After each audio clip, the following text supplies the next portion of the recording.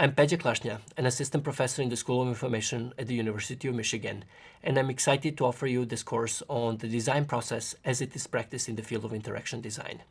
In this lecture, we will start thinking about the design in more general terms, and in the rest of this course, we will delve more deeply into the various aspects of the design process.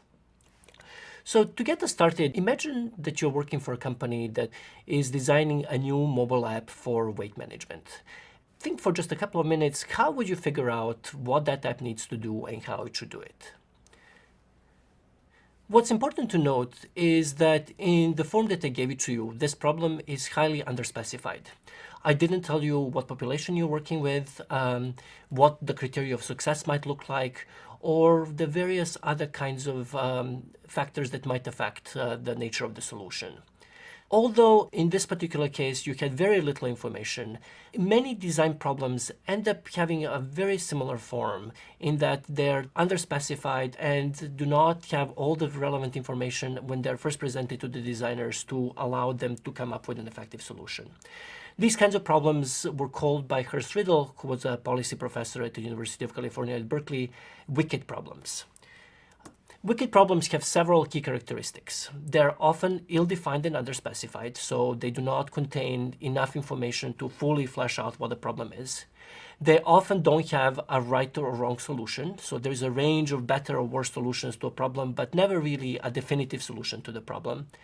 And they're highly contextually dependent. It means that their form changes to some extent based on what exact population the problem is dealing with, in what cultural context, what social context, and so on. So even though the problem itself might look the same from a 30,000-foot view, such as weight loss, that problem is going to look different based on whether we're dealing with a population of healthy adults versus patients with diabetes versus the elderly who are living in retirement homes and so on.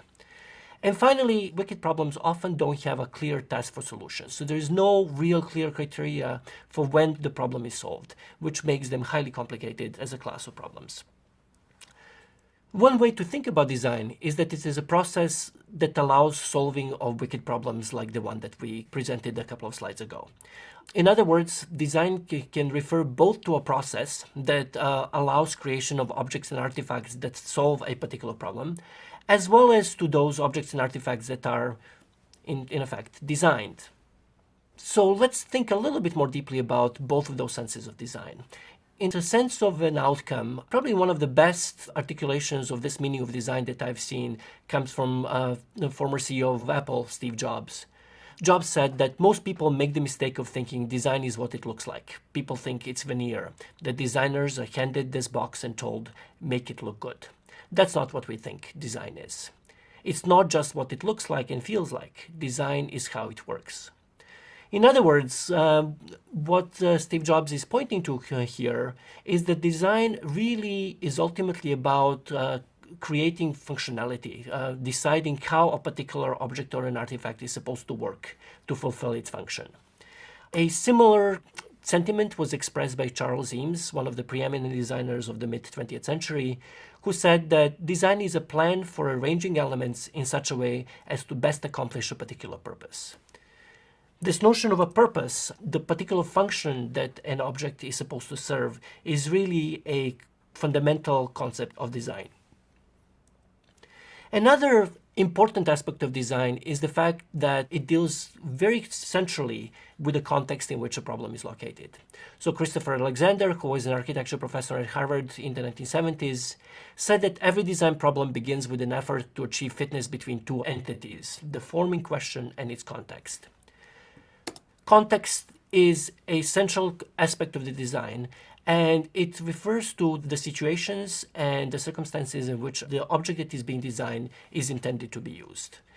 Just to get an intuitive sense of this, think about a piece of technology that is being developed and how that technology might work differently if it's intended to be used in a quiet office where a person using the technology has privacy, has access to flat surfaces where the technology can rest and manipulate it with both hands, versus a technology that's serving the same purpose, for example, scheduling or communication, that is intended to be used on a busy city street with all the noises while the person is walking, or when the person does not have privacy that one has in a private office.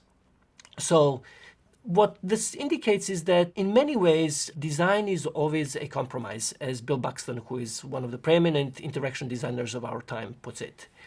Every design problem is going to be shaped by constraints, the various forces and influences that determine how a solution might need to work.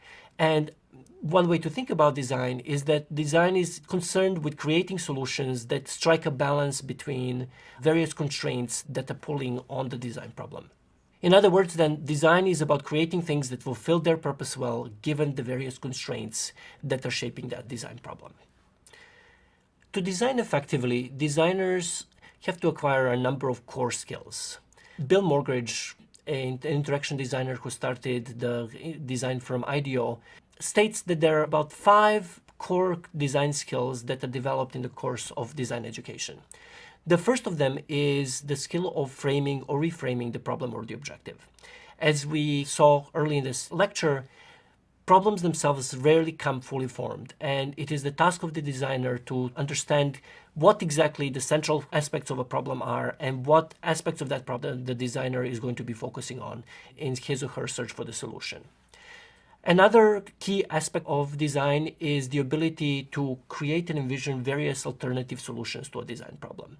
We will be coming back to this in the next week of this course, but the notion of ideation, creation of a lot of solutions, potential solutions, is an absolutely key aspect of how the design process works. Another core skill of designers is the ability to select among those various alternative solutions in a principled way. The ability to articulate trade-offs of different design solutions, see how various design solutions affect the system as a whole, is a key component that is rarely explicitly taught, but that designers have to learn as they progress through the design education to be able to design effectively.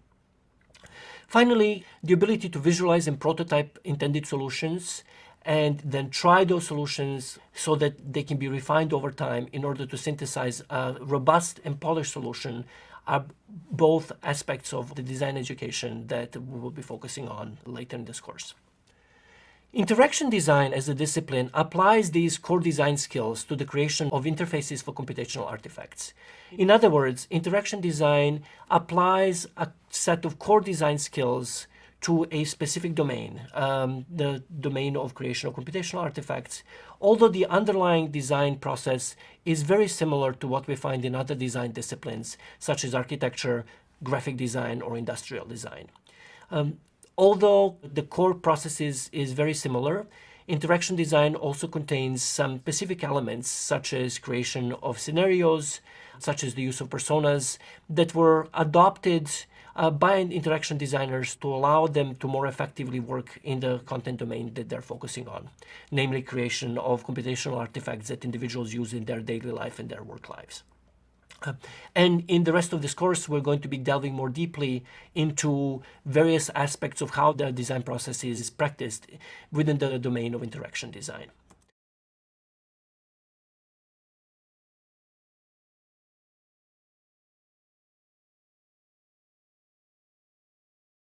Welcome back. In this lecture, we will briefly go over the design process as a whole, as it is practiced in interaction design. In the lectures that follow, we will then start slowly filling in what that process looks like in more detail. There is a common perception that design, like other creative activities, is mostly driven by creative inspiration, that it is work of a genius with deep natural talents. This kind of perception is often reinforced by the presence of artifacts such as the original iPhone, which have so substantially moved their disciplines that it's hard to imagine that they could have come about without some deep talent or genius of their creators, in this case, Johnny Ive. Yet, while in most fields natural talent does play a role, the good news for the rest of us is that much of what makes designers effective in solving problems is not so much their natural talent, but the fact that they have learned a process. The design process that, when followed faithfully, allows designers to solve very complicated problems like the ones that we talked about in the last talk. In this lecture, we will slowly go over what that process looks like in a nutshell, and then we will fill out the details of the process in the lectures that follow. The design process can be carved in a number of different ways, but one way to think about it is that the design process is constituted of four main pieces: framing or articulating the problem, exploring the solution space, finding a good solution, and then refining that solution. As we talked about in the last lecture, design problems rarely come fully specified and pre-digested for the designers. Much of what the designers have to do is articulate exactly what the design problem is that they are going to solve. And activities such as user research, competitive analysis, and data analysis and summary are fundamental for allowing designers to really get a grip of what the design problem is that they're working with and how they want to frame it. Besides framing of the problem, another key component of the design process is exploration of the design space. This, in the context of interaction design, is called ideation, and it is often done through two basic activities: brainstorming and sketching. And we will be talking about these in more detail next week. The basic idea here is that designers never just come up with one solution, then they just iteratively refine over time. Rather, they initially come up with many different solutions and then try to identify solutions among that set that best fulfill the various constraints that their design problem presents them with, in order to come up with a set of solutions that can be then refined into a much more robust and much more polished solution they would be able to get otherwise if they would just started with one option and then slowly refined it.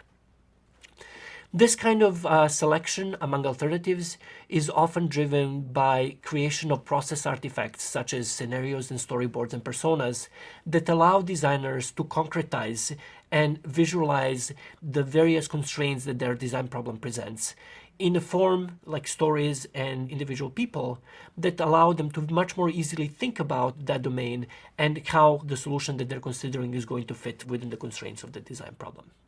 Finally, at some point, all of these considerations are distilled into a set of prototypes, the actual artifacts that start iteratively resembling more and more what the final solution is going to be, that can be then tested with target users and slowly refined until the designers have come up with something that is a very polished and very robust solution to their design problem. And although the picture I presented might give you an impression that design is a linear process where designers slowly move in sequence through these four stages, that is actually not the case.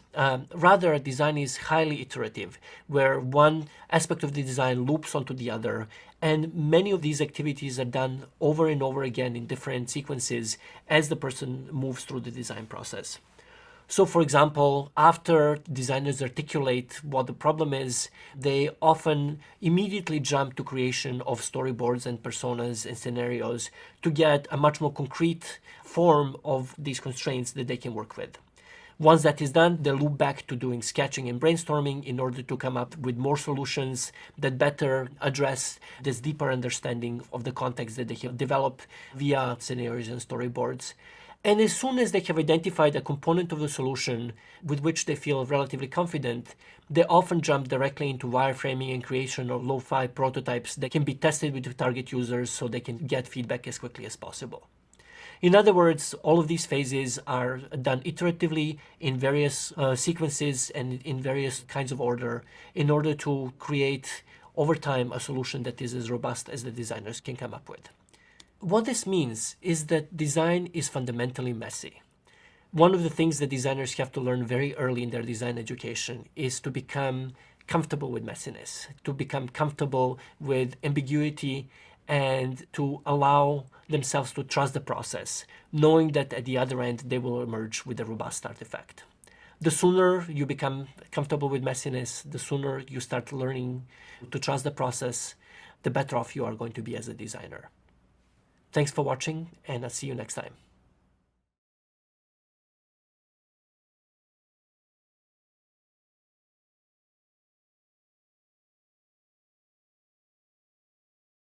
Welcome back. In this lecture, we'll talk about framing of design problems, a fundamental part of the design process. As we noted in the first lecture, design problems rarely come fully formed. Designers rarely have enough information early on to be able to articulate what an effective solution is going to be. And a big part of what has to happen early on is to try to understand what exactly the problem is that the designer is trying to solve. So the goal of framing of a design problem is to formulate the problem and understand important constraints that the solution will need to satisfy. One way to think about the design frame is that it's like a lens on a camera that gives your design problem a particular look. Or, as John Colco, an interaction designer, put it, a frame is an active perspective that both describes and perceptually changes a given situation. There are multiple aspects of a design frame, one of which is really the fundamental decision of what aspect of the larger domain in which the problem is situated are going to be considered as part of the design problem and which parts are not. So part of what frame describes is the aspects of the design problem the designer is going to consider to be important enough to focus on. We might want to use an example to provide a little bit more concreteness to this point. So let's once again think about our problem of designing an mHealth application for weight loss that we introduced in the first lecture. There are a number of decisions that a designer is going to have to make. One of them is which behaviors are they going to be targeting? Are they going to target physical activity, diet, sleep, more than one behavior? So depending on what decision is made on this question, the design problem is going to end up looking very different. Who is the population? Are the designers targeting children, adults, patients with diabetes, patients with heart disease, some other group, multiple groups? Again, what the scope of the problem is going to be determined by how these kinds of decisions are made.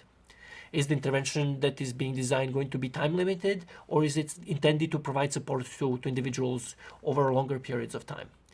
All of these kinds of questions determine what is going to be seen as a fundamental part of the problem and what is going to be off bounds in this particular design problem.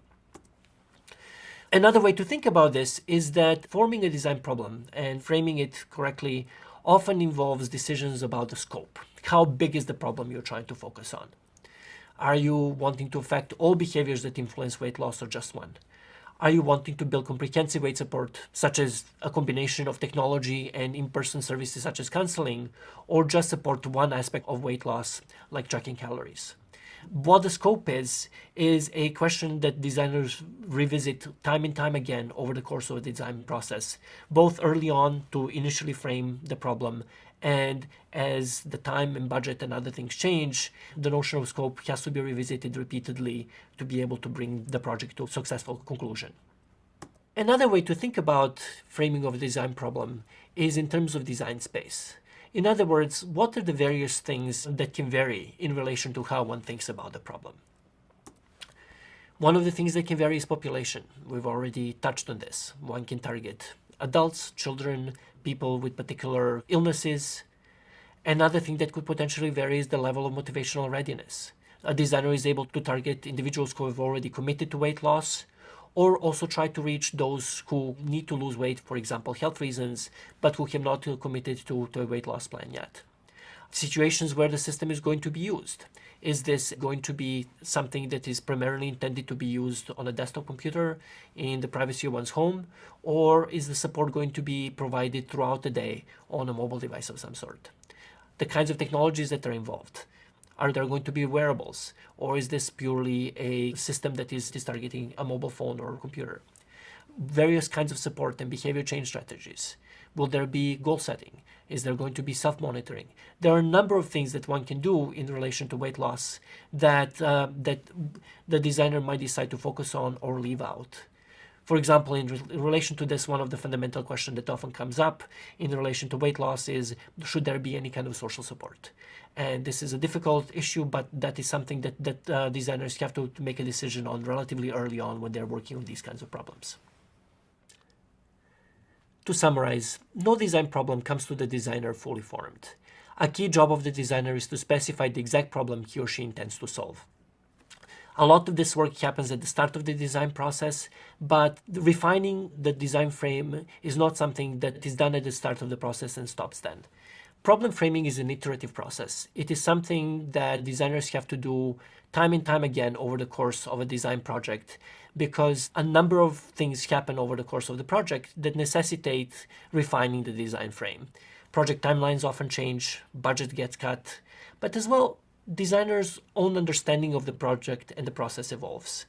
As the designer thinks more deeply about their formative work, as they create process artifacts like scenarios and storyboards, the understanding of the problem the designer is trying to solve is going to evolve. And as part of that, they will need to revisit what the scope of the problem is and how exactly they're thinking about that. This is a fundamental part of the design process, and it is something that designers get good at as part of their design education. Thanks for watching, and see you next time.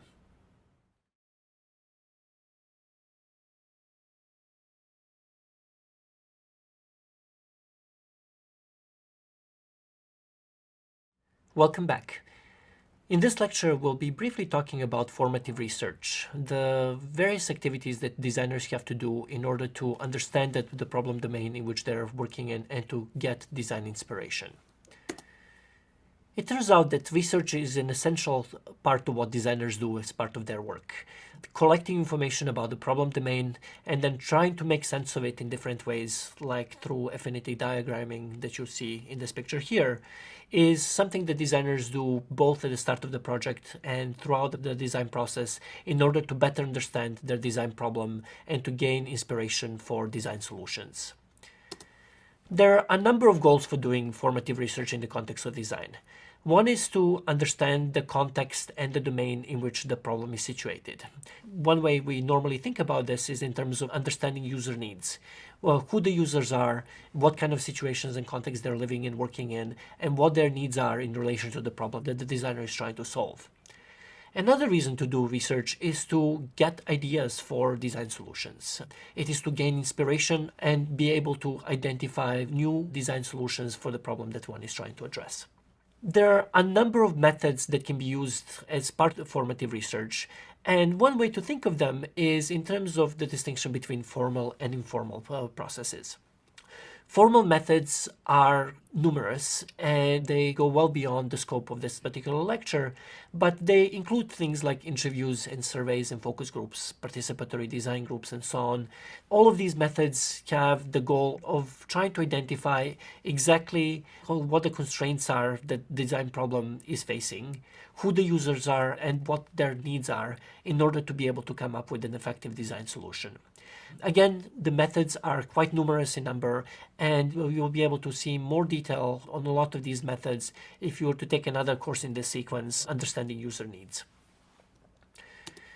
The good thing about formal methods is that they're very effective and data-rich, especially if designer has access to a large number of participants. Using formal methods such as these allows the designer to get a really detailed, granular understanding of the problem domain and their users. On the other hand, these formal methods for doing formative research can often be slow and expensive, especially if they're done with a large number of participants. Another way to do formative research, especially if time and resources are limited, is using informal methods.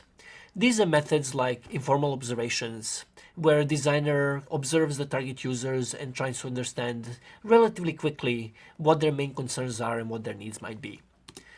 Things like targeted conversations with key stakeholders. This is something that is done very often by companies such as IDEO, who send their designers out to quickly interview key people belonging to each of the key stakeholder groups to get their perspective on the design problem that the company is trying to solve. Another way of getting insights about user needs is just by foraging information about the domain, reading a lot, looking at the internet, looking at research materials in the scientific literature, and trying to get quickly a clear sense of what the key aspects of the problem domain are and what are the areas that are needing design improvements.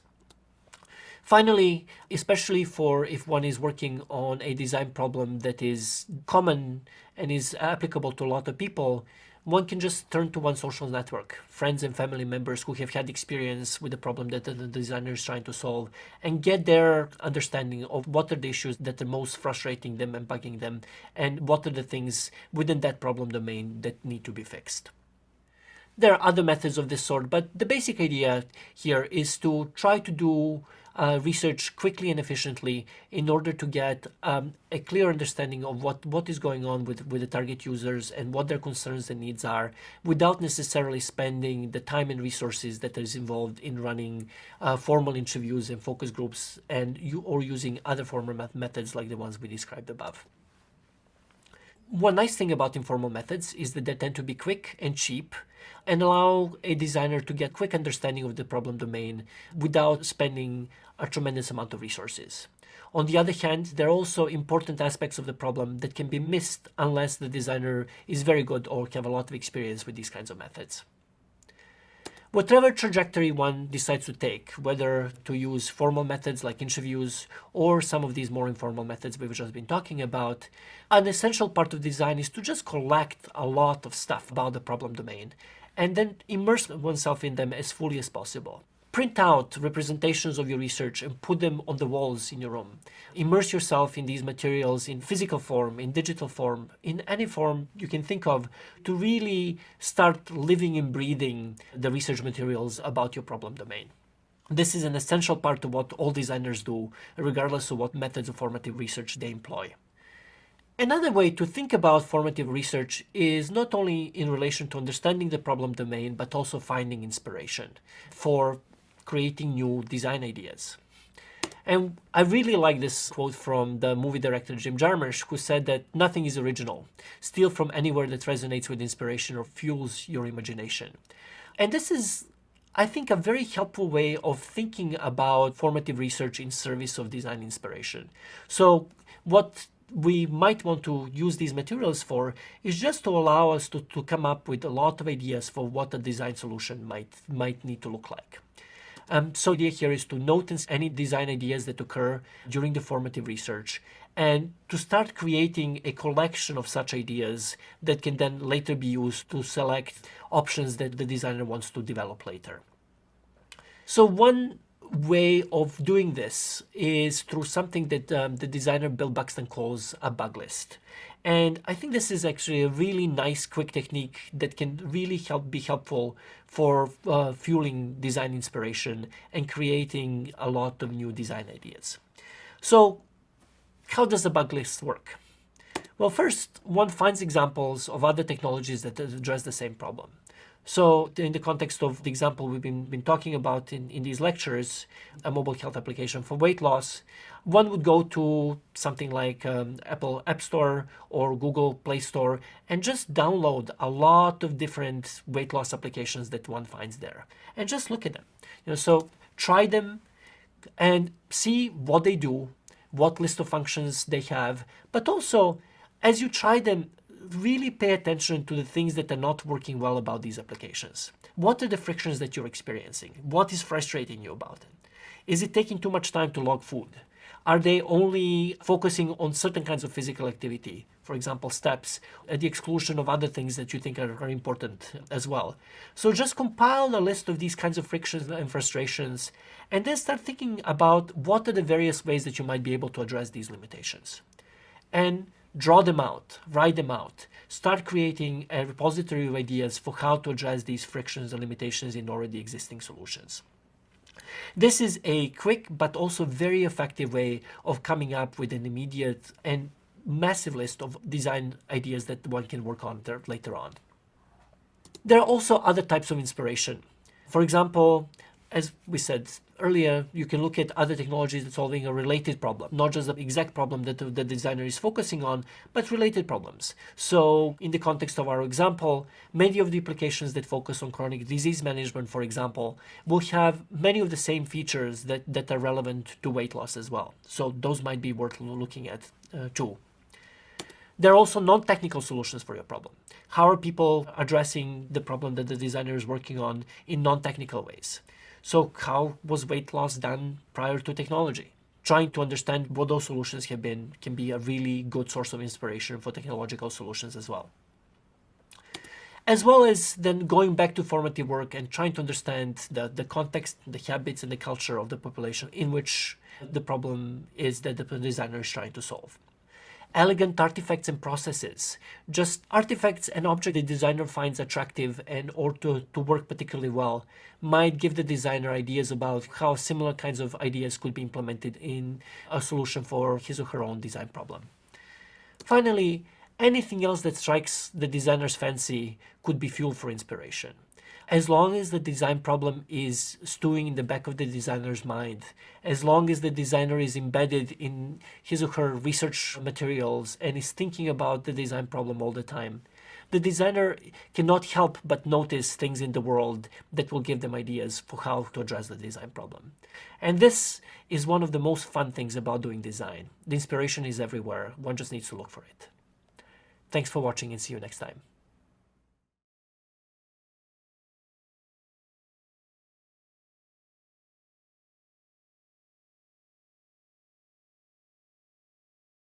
Welcome back. In this lecture, we'll begin talking about ideation, one of the most unique and important aspects of the design process. So what is ideation? The way to think about ideation is that it's a process of creating a lot of divergent ideas with the goal of creating a large set of concepts from which a high-quality solution, design solution, can be generated. And why do we do this? Well, the main reason is that there is a large body of evidence showing that when we start with a large number of different ideas, we end up generating better final solutions than if we just start with one or two ideas and then refine those ideas over time. For example, Stephen Dow, who is a computer scientist at University of California, San Diego, has done an extensive work showing that designers who start with multiple ideas and then develop those ideas iteratively and choose among them end up both with better solutions and with higher feelings of competence and design expertise than those who start with only one idea and refine it sequentially. Visually, the way to think about this is in terms of the goal of the design process is really to come up with what we might refer to as the global maximum solution. So a solution that is best fitted to the design problem and the constraints that we're able to come up with. And those kinds of solutions end up being generated much more frequently and much more consistently by starting with a divergent set of concepts than if we only start with one idea. So if we start with one idea, we might end up with a decent solution like these little local maxima points on the graph in the picture in the slides. But if we start with multiple ideas and then choose among them and develop multiple aspects of the ideas that we're developing, you end up with something that is much more robust. There are multiple rules of ideation that make this kind of activity productive. Probably the single most important one is to make ideas as cheap as possible. And the reason for this is that you want to be able to generate a lot of ideas and throw away ideas that are no good. So by making ideas cheap, by not committing to them, by making the actual process of generation as easy and as effortless as possible, we allow ourselves to throw away most of what we generate without getting attached to those ideas. So we want to generate quickly, and we only want to fill in enough detail so we get a general sense of the idea, instead of trying to, at the stage of ideation, provide a lot of detail for every idea. We want to be generating both variations on an idea and very different ideas. So you both want divergence in terms of what concepts you're ideating, as well as if seems to be a promising concept at the stage when you're doing the ideation, just creating a bunch of different versions of that concept so you have more versions of it to work with down the line. And finally, one of the key aspects of the ideation process is to really not worry about idea quality at the time when the ideation is done. That comes later. I'll be coming back to this in a second. The reason for this is by assessing idea quality during ideation, you basically break the flow of ideation. You end up getting stuck. So to summarize, make ideas cheap so that you can create many of them, generate both variations on an idea and different versions of an idea, and don't worry about idea quality early on. That will come in the later stages of the design process. By the time we're done with ideation, what you want to end up with is dozens or even hundreds of solution ideas. So to have a large body of material with which to work. The problem, of course, is that this is not easy. And I really like to think of this process as being rooted in our cognitive laziness. Part of the problem is that human beings are just cognitively lazy. And like this doggy in the picture, unless we're really made to move, we'd rather just be inert. In order to break through that laziness and go beyond just 2 or 3 ideas that easily come to mind, we need tools. So over the years, designers have developed a number of tools to allow ideation to proceed effectively. The two that are most commonly used in interaction design are sketching and brainstorming, and we'll be coming back to those in the subsequent lectures. But there are others. Mind mapping is a popular ideation technique where a concept is put in the middle of a sheet and then one connects other concepts to that in a divergent way to end up with a tree of concepts representing the general problem domain that one is working in. Timed idea generation is another really useful tool where one gives oneself a time quota, let's say 5 to 10 minutes, and then in that time try to generate as many ideas as possible. So writing quickly or sketching quickly to generate as much material as possible in the short amount of time. The side of that is to give oneself a task to generate a minimum of a certain number of ideas. So in my classes, one of the homeworks that I give to our students is to generate a set of 40 sketches about their design problem. And what they find is that they do really well with the first 5 or 6 and maybe even 10, and then they get stuck. But if they persist, after a while, they break through that cognitive laziness and they're able to generate a lot more than the 40 that we require. And there are others. In the course materials, you'll see references to a list of resources that will point you to other ways of doing ideation. The overall idea, though, is to try to ideate at each important step of the process and to ideate each important aspect of the problem and every time you get stuck. So ideate early. As soon as you start getting some sense of the design problem, you can start creating sketches and idea banks from which to work later. As your understanding of the problem evolves and you become more comfortable with what aspects of the problem are most important, you'll be coming back to sketching and brainstorming to work out solutions for those aspects of the problem. And then finally, as you're proceeding through the process and at times when you get stuck, going back to the stage of ideation in order to be able to break through that stuckness with fresh ideas is another time when these techniques come in really handy. In the next lecture, we'll start looking at how this is done through sketching, but overall, this process is repeated throughout the design process in different forms and is something that becomes a very integral part of how designers do their work. Thanks for watching, and I'll see you next time.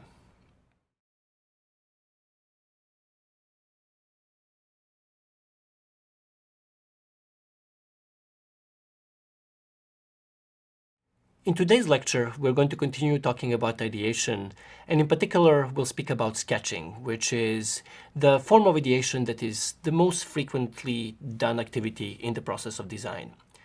Bill Buxton refers to sketching as the archetypal activity of design. He says that sketching is not only the archetypal activity of design, but it has been thus for centuries.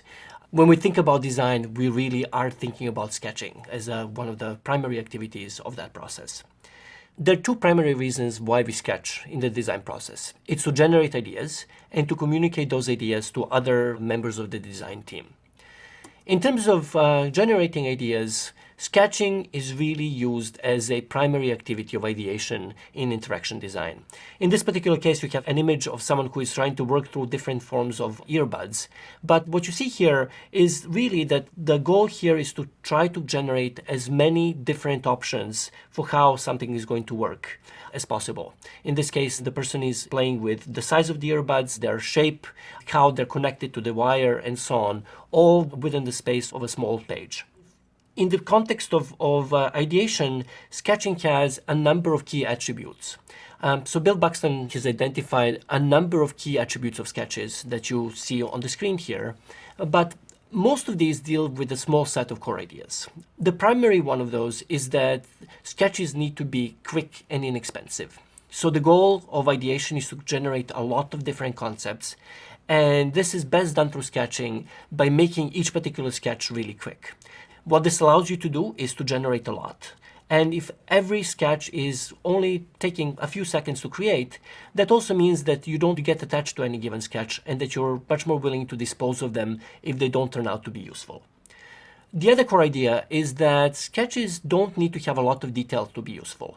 In fact, there's a lot of value in making sketches in such a way that they only contain a minimum of detail that you need to convey an idea. This level of detail both makes sketches more quick to do and more inexpensive, which we just discussed, as well as it allows for a certain level of ambiguity that is really helpful when sketches are used for communication purposes. By displaying a sketch to partners in the design process, they're able to read those sketches in a fresher way than they might be able to do if the sketches were much more fully fleshed out. And that allows for a much more fruitful and productive discussion about how the design process needs to move forward. What's important to note is that sketches don't have to be beautiful to be useful. In the previous image, you saw someone who is clearly very talented and very technically sophisticated in how they sketch. But that is not completely needed in order to make sketching useful, especially as part of the ideation process. What you have here is an image of someone who is trying to come up with different concepts for a lamp.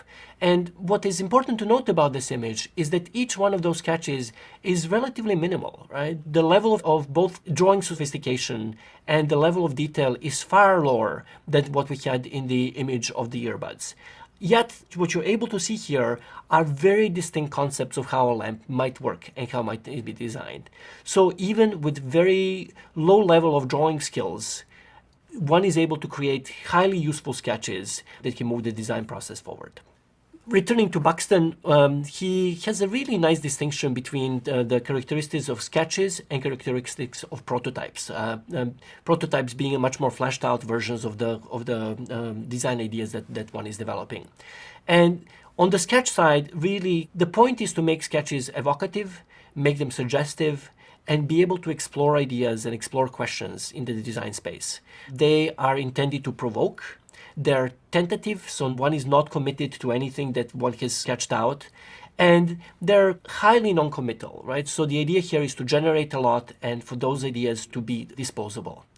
On the side of the prototypes, we're dealing with much more refined design ideas. So while sketches are intended to create a lot of ideas, prototypes are really beginning to be more refined versions of the design solutions that the designer has focused on. So their primary role then becomes to describe those solutions and to make those solutions available for other partners in the design process and other stakeholders to reflect on and provide feedback. So they're much more concrete, they're much more refined, and they are done further down the design process than sketches are. As you look at the design literature, you will probably see many different forms of sketching. And in the slides on the screen currently, you will see that a range of sketching techniques that serve distinctly different purposes as part of the design process. Some sketches are used to communicate ideas to outside stakeholders. And those sketches tend to be much more refined than the sketches that we have been discussing that are used in the process of ideation. A thinking sketch is much more in line with what we have been discussing in this lecture. They're used to create a large number of ideas, and they tend to be at a lower level of refinement than the communication sketch. Technical sketches are used often in fields like engineering and architecture to convey exactly how something should work to other partners in the construction process. Presentation sketches have even more detail and are used to market an idea or sell them in more polished presentations. And finally, there are things like emotive sketches that are really can be considered final design products in their own right. In fields like graphic design, these are the kinds of sketches that really represent some of the later stages of design thinking. For our purposes, really, the kind of sketches that we should be focusing on are what here have been called thinking sketches, which are really the sketches that allow us to create many ideas that can be explored in the later parts of the design process.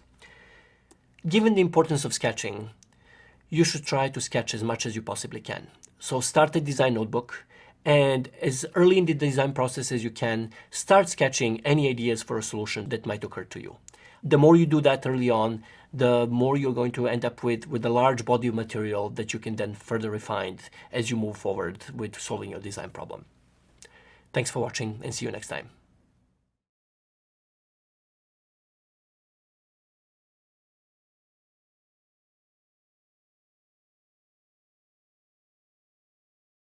Welcome back.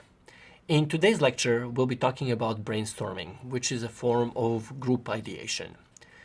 So why do brainstorming? The main problem with ideation is figuring out a strategy to generate a lot of ideas and to break through our cognitive laziness. Brainstorming does that by allowing multiple people to be going through this process at the same time.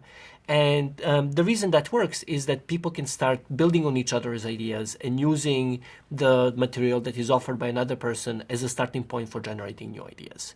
So over time, in a brainstorming session, one can, in a relatively short period of time, something like 45 minutes to an hour, generate a tremendously large number of ideas, even in the hundreds, which is a lot harder to do if one is doing ideation on one's own.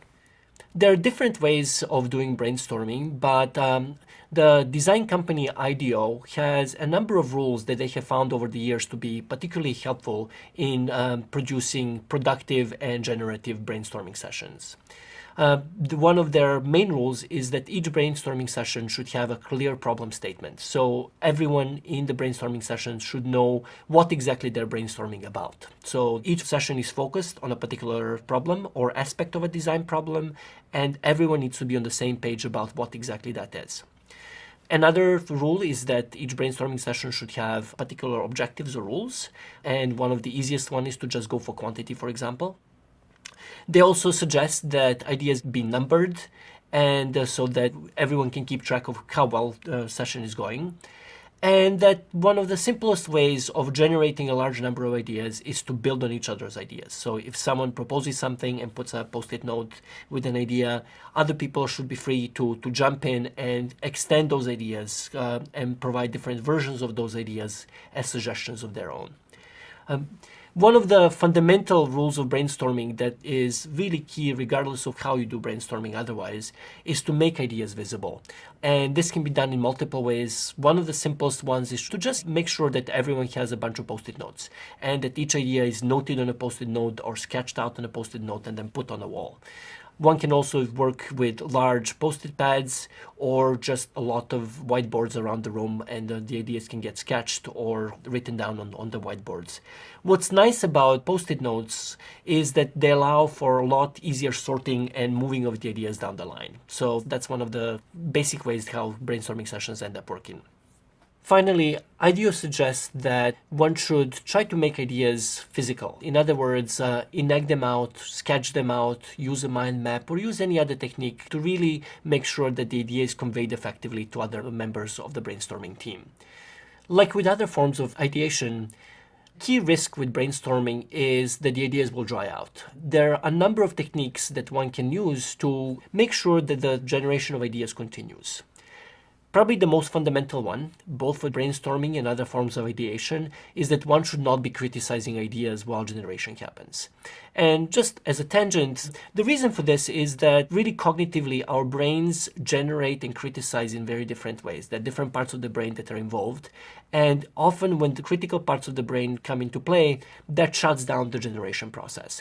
So with all of the ideation techniques, point of these techniques is to allow the person to really just generate while shutting down the critical parts of their brain in order to be able to go for quantity. And the same is the case in brainstorming. So criticizing ideas will dry out the brainstorming session faster than anything else. That's why it's important for everyone to be aware that assessing the feasibility of the ideas that are being generated, assessing their quality, is not something that needs to be done during the brainstorming session, at least not during the part of the session when the ideas are being created. Other kinds of traps to avoid are making the brainstorming session really orderly. Idea generation is messy. It's messy when one sketches, and it's messy when one brainstorms. So things like taking turns or deferring to authority are really things that have no place in brainstorming. And IDEO is very explicit about this, that really all of these rules of behavior that come into play in other social interactions, for the most part, need to be suspended in brainstorming session to free everyone up to contribute as freely as possible. Another thing that needs to be avoided is getting sucked into developing an idea in depth. Again, the point of brainstorming is to generate a lot of ideas. The ideas that end up being promising can be developed down the line, but the brainstorming session is not the time to do that. Going on a tangent that is too far removed from the problem that the session is trying to address is another trap. And finally, like with criticizing ideas, nothing shuts down the process faster than stopping to do research or try to explore something in a much more cognitive way. So to keep things moving, don't criticize and just generate and contribute ideas as quickly as possible during the session. So how do we keep moving? There are a number of ways to make sure that the ideas keep flowing. Brainstorming solutions to particular problem points that have been identified through techniques like the bug list that we discussed a few classes ago is one way. Breaking down the process or the design problem into steps and then brainstorming ideas for each one of those steps is another way of doing that. Identifying locations for innovation within the design problem. So the most fruitful places where a design solution might be able to make a biggest difference. And then really addressing that space during the brainstorming session is another way. And then really taking different perspectives. So looking at the design problem from the perspective of different users or from different stakeholders and seeing how the change in the perspective changes what kind of things might be relevant is another way to just keep the ideas going.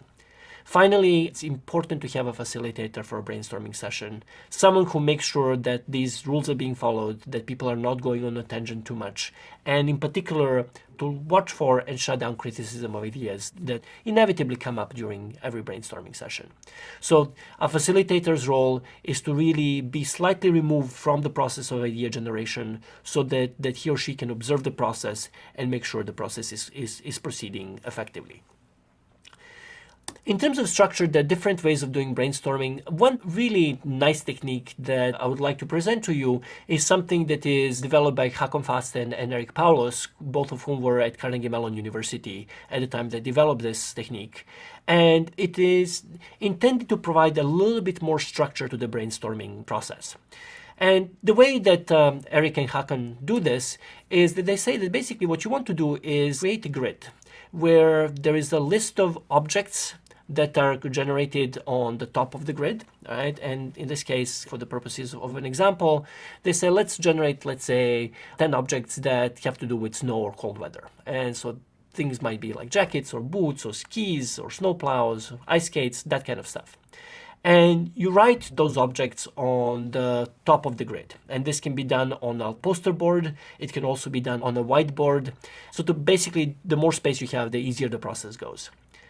And then along the other axis, you can brainstorm different controls or techniques for controlling the object. So things might be knobs or sliders or voice control, pressure, and so on. And these are put into the left column along the side of the board.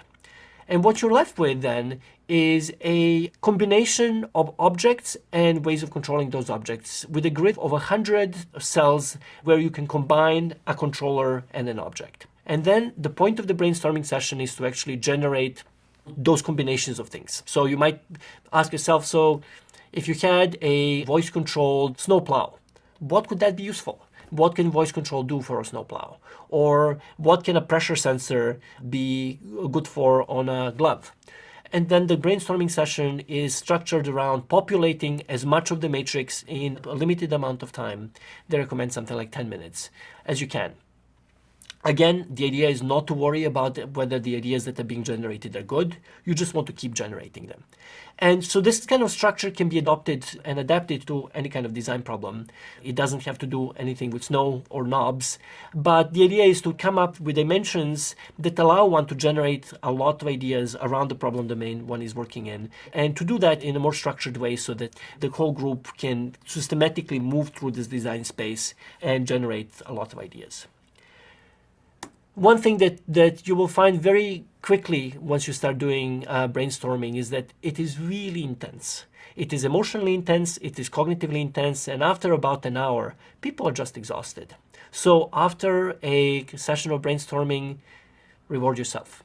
Get some cake, take a break, and enjoy a job well done, because at the end of a good brainstorming session, chances are good you will have generated dozens and potentially hundreds of ideas that you can use in the rest of the design process. And that's worth celebrating. See you next time.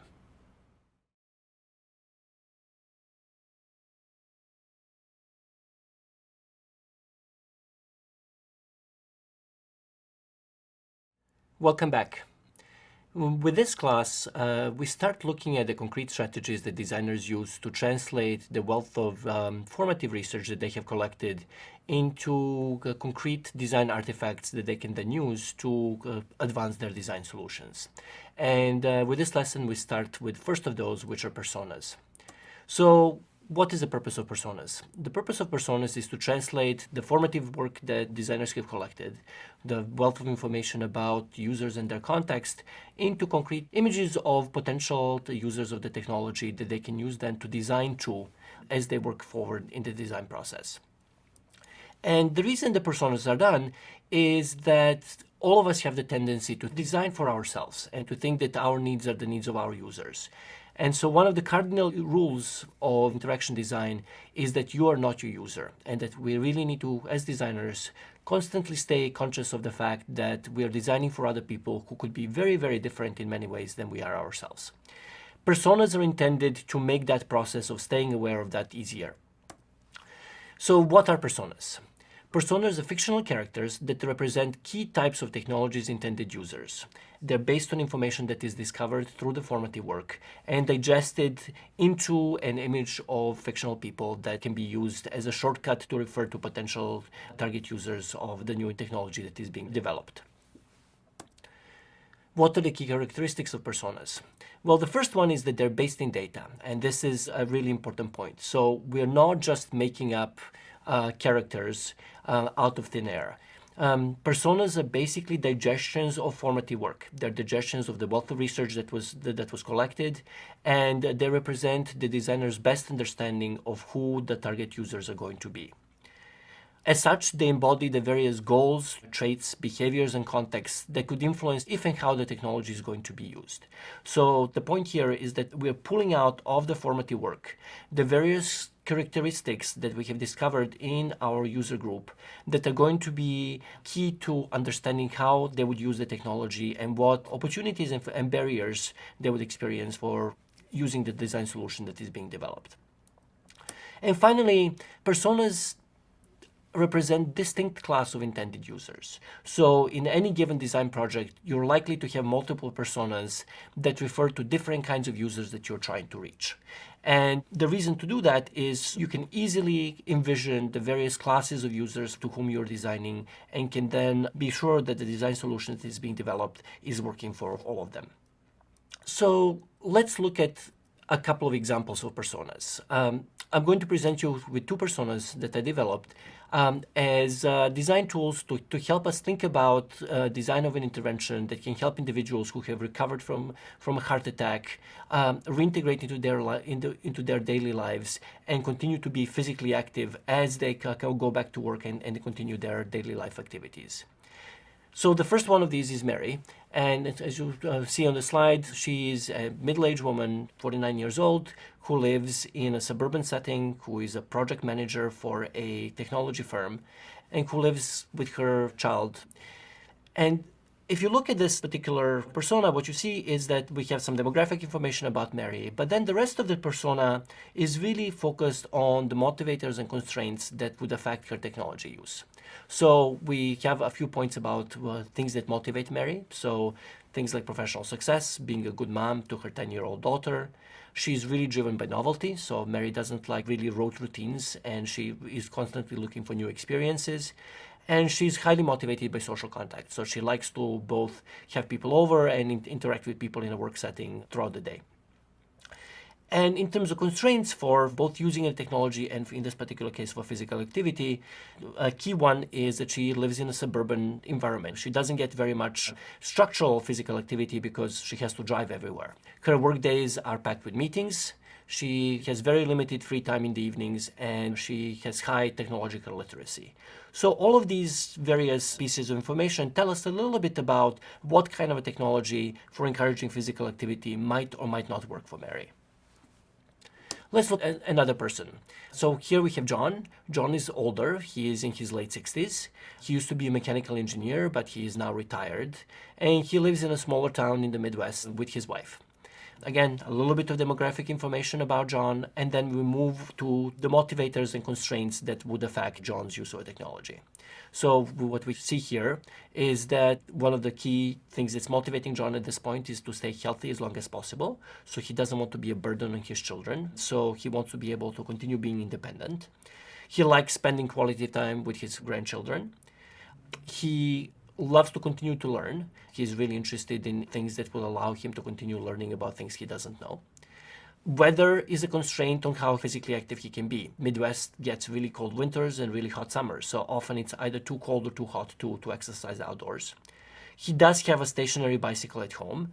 He has a strong need for structure and routine, so unlike Mary, John thrives on routine. And he often travels to spend time with his grandchildren.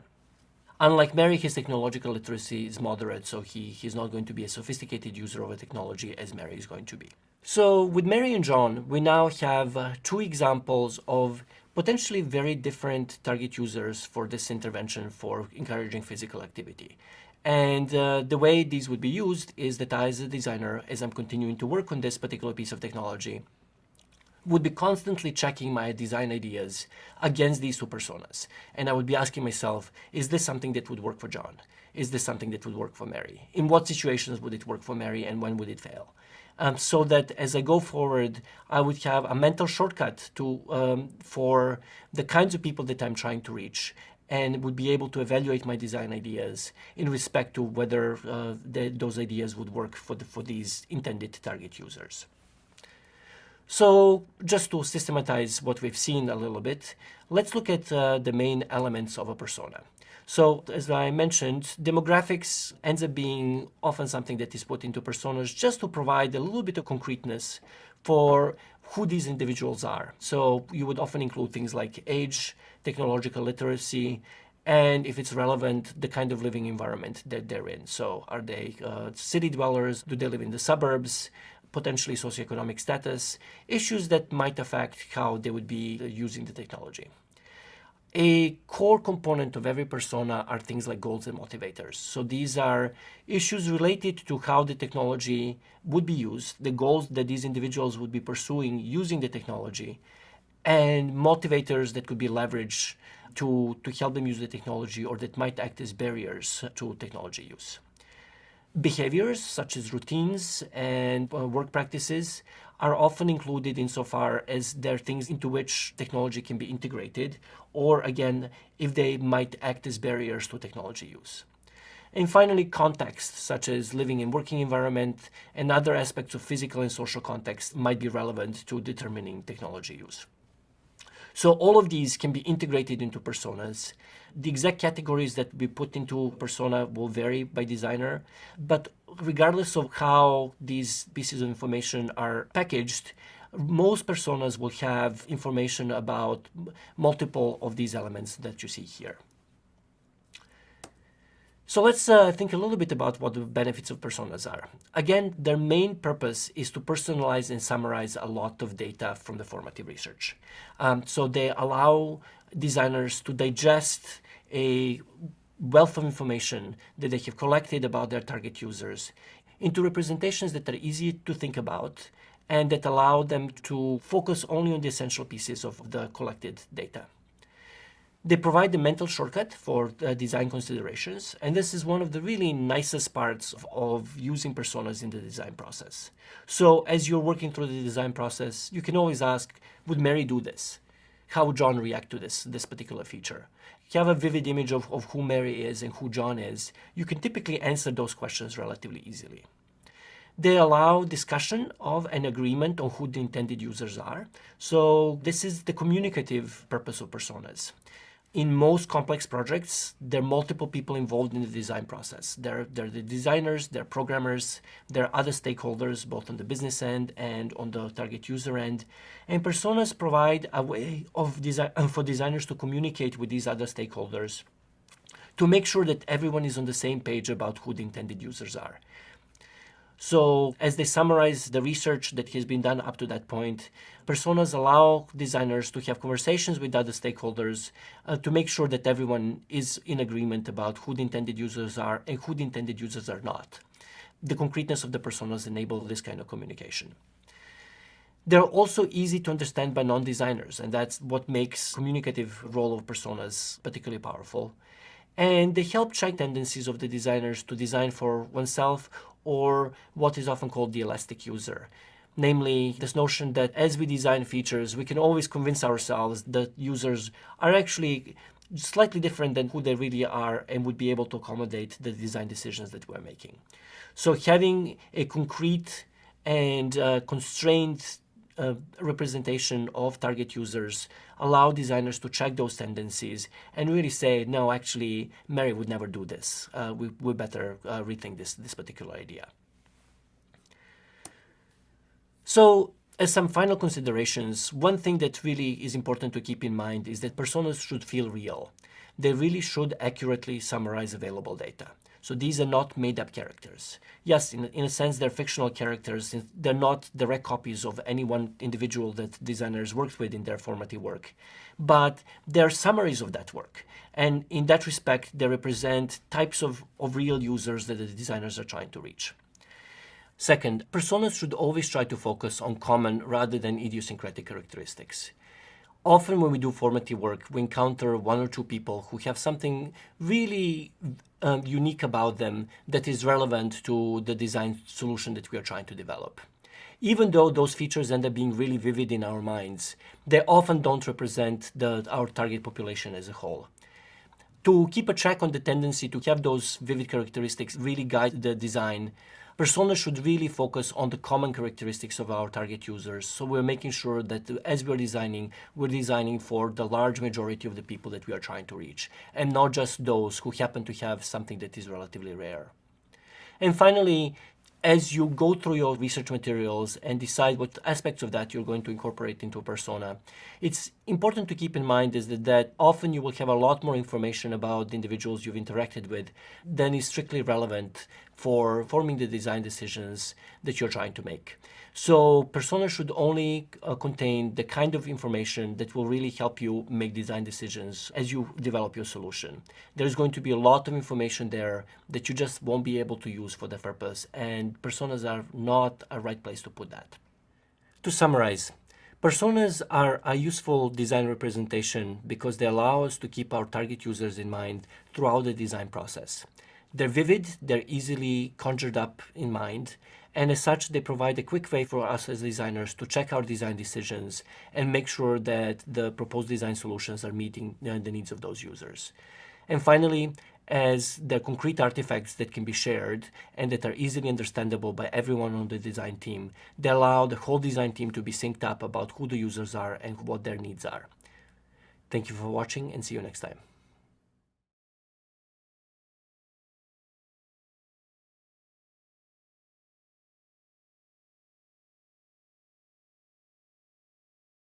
Welcome back. In this lecture, we're discussing scenarios, stories that designers use to start testing their early design ideas. So scenarios like personas answer the question of how do we translate formative research into the design artifacts, and how do we use the formative research to move the design forward. As such, they're stories that describe how specific users are using technology to accomplish specific goals in a specific context. In other words, scenarios bridge the findings about user needs and ideas about how technology may be able to support those needs. So unlike personas, which are really intended to just concretize user needs themselves, scenarios start on the process of translating those user needs into actual design ideas. So what does a scenario look like? They're basically short stories, often about 1 or 2 paragraphs in length, and we can take a look at one just to get an idea of what that looks like. So here is a scenario that I wrote to help concretize some of the design ideas about what an intervention for physical activity for patients with heart disease might look like. And in this particular case, here's what that looks like. Ever since Mary returned to work after her heart attack last year, she has struggled to incorporate regular physical activity into her daily life. Healthy Heart, an app she recently discovered, is slowly changing that. As Mary is finishing her meeting, her activity tracker gently vibrates to indicate that Healthy Heart has sent her an activity suggestion. When Mary looks at her phone, she finds a message showing her a 1,500-step walking route to her next meeting that goes by the beautiful fountain on her company's campus. She has just enough time to walk over, so she hits thumbs up to indicate she liked the suggestion, and she follows the suggested route. That evening after dinner, Healthy Heart alerts her that there is a salsa dance 3 days later at the restaurant 20 minutes away. Oh great, Mary thinks. This could be a fun way to get more intense activity to meet my weekly activity prescription. She taps let's do it, and salsa dancing along with the directions is added to her calendar. So as you see here, this is a very brief story, in this case only a short paragraph in length, that describes how Mary is interacting with Healthy Heart to help her be more active throughout the day. So what did we learn from this short scenario? Well, we learned a few things. One, we learned something about Mary's context. For example, we know that her days are packed with meetings and that she's trying to get some physical activity during those busy work days. Second, we also heard a little bit about her goals, in this case, to get enough high-intensity activity to also meet her exercise prescription that was given to her by her exercise physiologist. And finally, the scenario demonstrates several features of this imaginary application, Healthy Heart, and how those features are being used to support Mary's goals. So we know that Healthy Heart is proactive, that it reaches out to Mary by pinging her activity tracker and providing her with suggestions on her phone. We also know that the Healthy Heart provides just-in-time, contextually tailored suggestions. So the suggestion that Mary got in the middle of her workday takes into account her calendar and provides her with a suggestion that fits her current context. We also know that Healthy Heart tries to help Mary discover novel physical activities. And if you remember our persona of Mary from the last lecture, novelty is one of the things that Mary valued highly.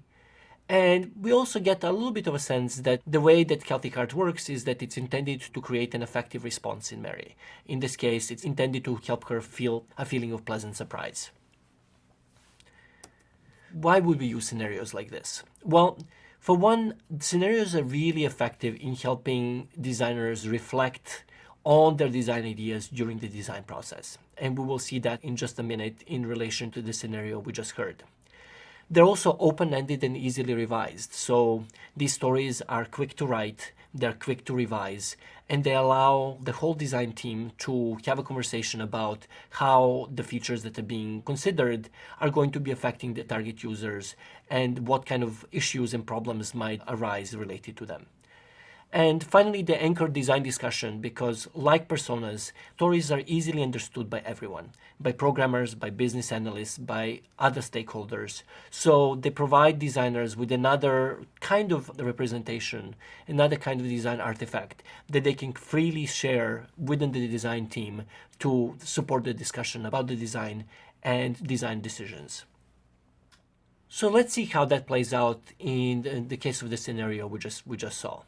Here are a few things that emerge just from considering the short paragraph that we read. One is there's a question of how many suggestions would Mary be able to tolerate before she gets annoyed, right? If Healthy Heart is constantly pinging her throughout the day, at some point she will likely get frustrated. One of the questions that arises is at what point that happens. What would the system need to know to provide good suggestions, right? So as the system is trying to provide her with both contextually tailored suggestions and suggestions for novel activities, what kind of information would be needed to support those kinds of suggestions? This arises right out of the scenario we saw. And how should such a system respond if Mary doesn't like a suggestion? Should it cut down on how often it provides suggestions? Should it switch to different kinds of suggestions? Again, it's not clear, but our scenario allows us to start considering these kinds of questions. And then again, where do the novel suggestions come from, right? What is, again, the bank of information that the system needs to have access to in order to be able to provide novel suggestions? All of this comes directly from the scenario we considered, and it allows designers to start thinking about these kinds of questions to see whether the design idea that they had for this particular kind of application is feasible and whether it's something that is going to be useful to Mary and how it needs to be designed in order to meet Mary's needs. Each scenario has a number of elements. The first of these is setting. So this represents the situation or the context in which an activity occurs. In the case of our scenario about Mary, the first part of the setting was her workplace, and the period between the two meetings. And the second part of the setting was her home after dinner. Every scenario also has an agent. This is a person or people who are performing the activities that are being described in this scenario. Our scenario had only one agent, Mary. And then each scenario should have some kind of a goal or objective that the agents are trying to accomplish. In case of our scenario about Mary, her goal was to get more physical activity throughout the day. And that is the goal that is being pursued in the scenario. And then there are actions that are being performed by agents to accomplish their goals. In this case, the actions refer to Mary's interaction with the application, so reading the suggestions and deciding whether to follow those suggestions or not. And then often there are some events that happen to users while they're doing the activities in the scenario. We didn't have very much of that in this particular scenario, but one can imagine an elaborated version of the scenario we developed that describes how Mary goes on the walk to the next meeting and who she encounters and what happens to her along the way. Designers use different kinds of scenarios as part of the design process. Jack Carroll, an interaction designer who developed scenario-based design, which is the body of work related to how scenarios are used in design, has identified multiple types of scenarios. First of these are problem scenarios. Problem scenarios describe the features of the current situation as it is found before any kind of technological solution is implemented. So one can think of problem scenarios as being equivalents of personas in the sense that they describe the target users and the user's context as the designers found them when they did their formative work prior to introduction of the technological solution. Goal or task-based scenarios describe what the user is trying to accomplish. So they describe users' goals and any constraints on those goals that are relevant to understanding why the user is trying to do what he or she is trying to do. Activity scenarios transform the current practice into new design features. Our scenario about Mary is an example of an activity scenario because it describes how this imaginary application, Healthy Heart, is affecting Mary's actions as she's trying to become more physically active. Task scenarios are more elaborated versions of activity scenarios, and they describe the steps that the user is taking to accomplish a particular task. So these scenarios can include a lot more detail about the interactions that the user has with the technology as they're pursuing their goal using that technology. Information scenarios describe how users perceive, interpret, and make sense of the information. So for technologies that have an intensive informational component that expose users to new information and allow them to search, sort, or otherwise manipulate information, these kinds of scenarios can provide more detail about what those interactions might look and feel like. And finally, interaction scenarios describe the physical actions that the users perform using the technology and how the system responds to them. So they're even more detailed in relation to the actual interaction that the user has with the system than activity scenarios and task scenarios describe. Designers are going to use these different types of scenarios at different stages of the design process. Problem scenarios are often done first, after designers have conducted their formative research, just to make sense of that research and to help them concretize what they have learned about their target users and the barriers they're experiencing as they try to pursue their goals.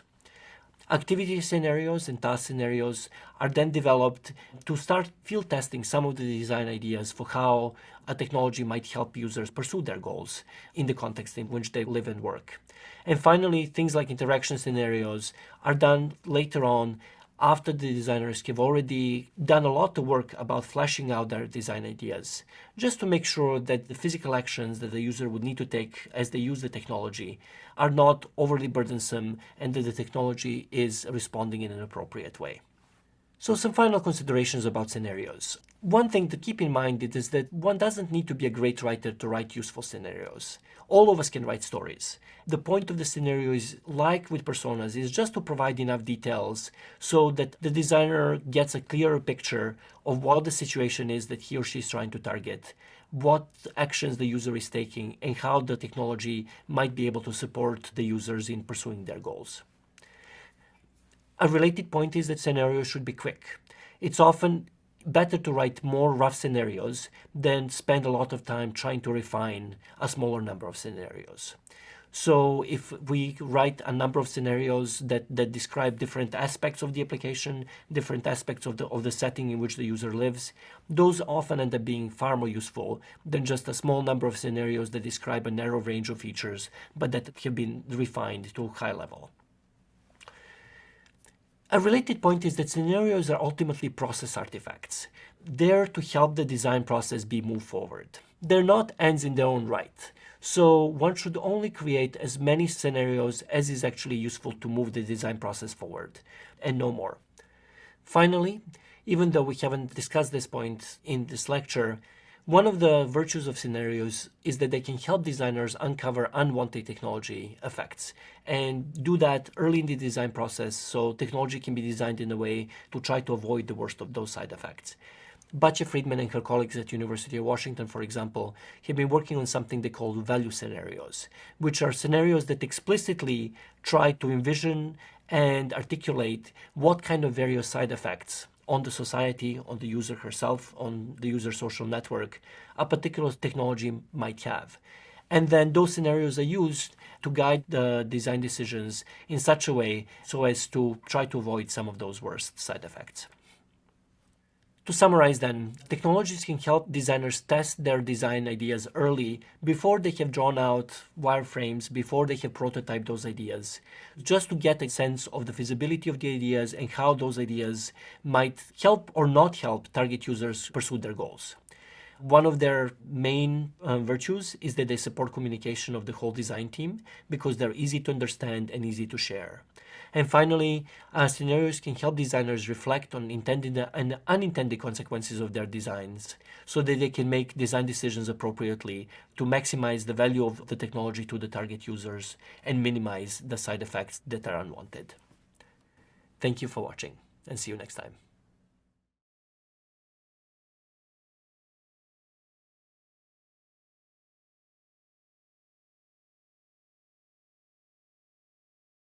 Welcome back.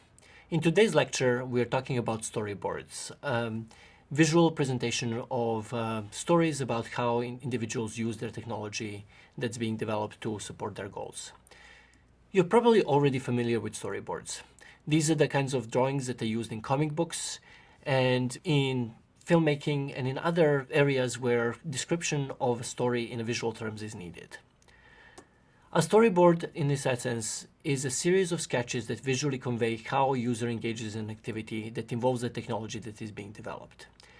In this respect, storyboards are really scenarios' visual cousins. It's storytelling about how a user uses technology to support his or her goals in visual terms. Let's look at one storyboard as an example of this.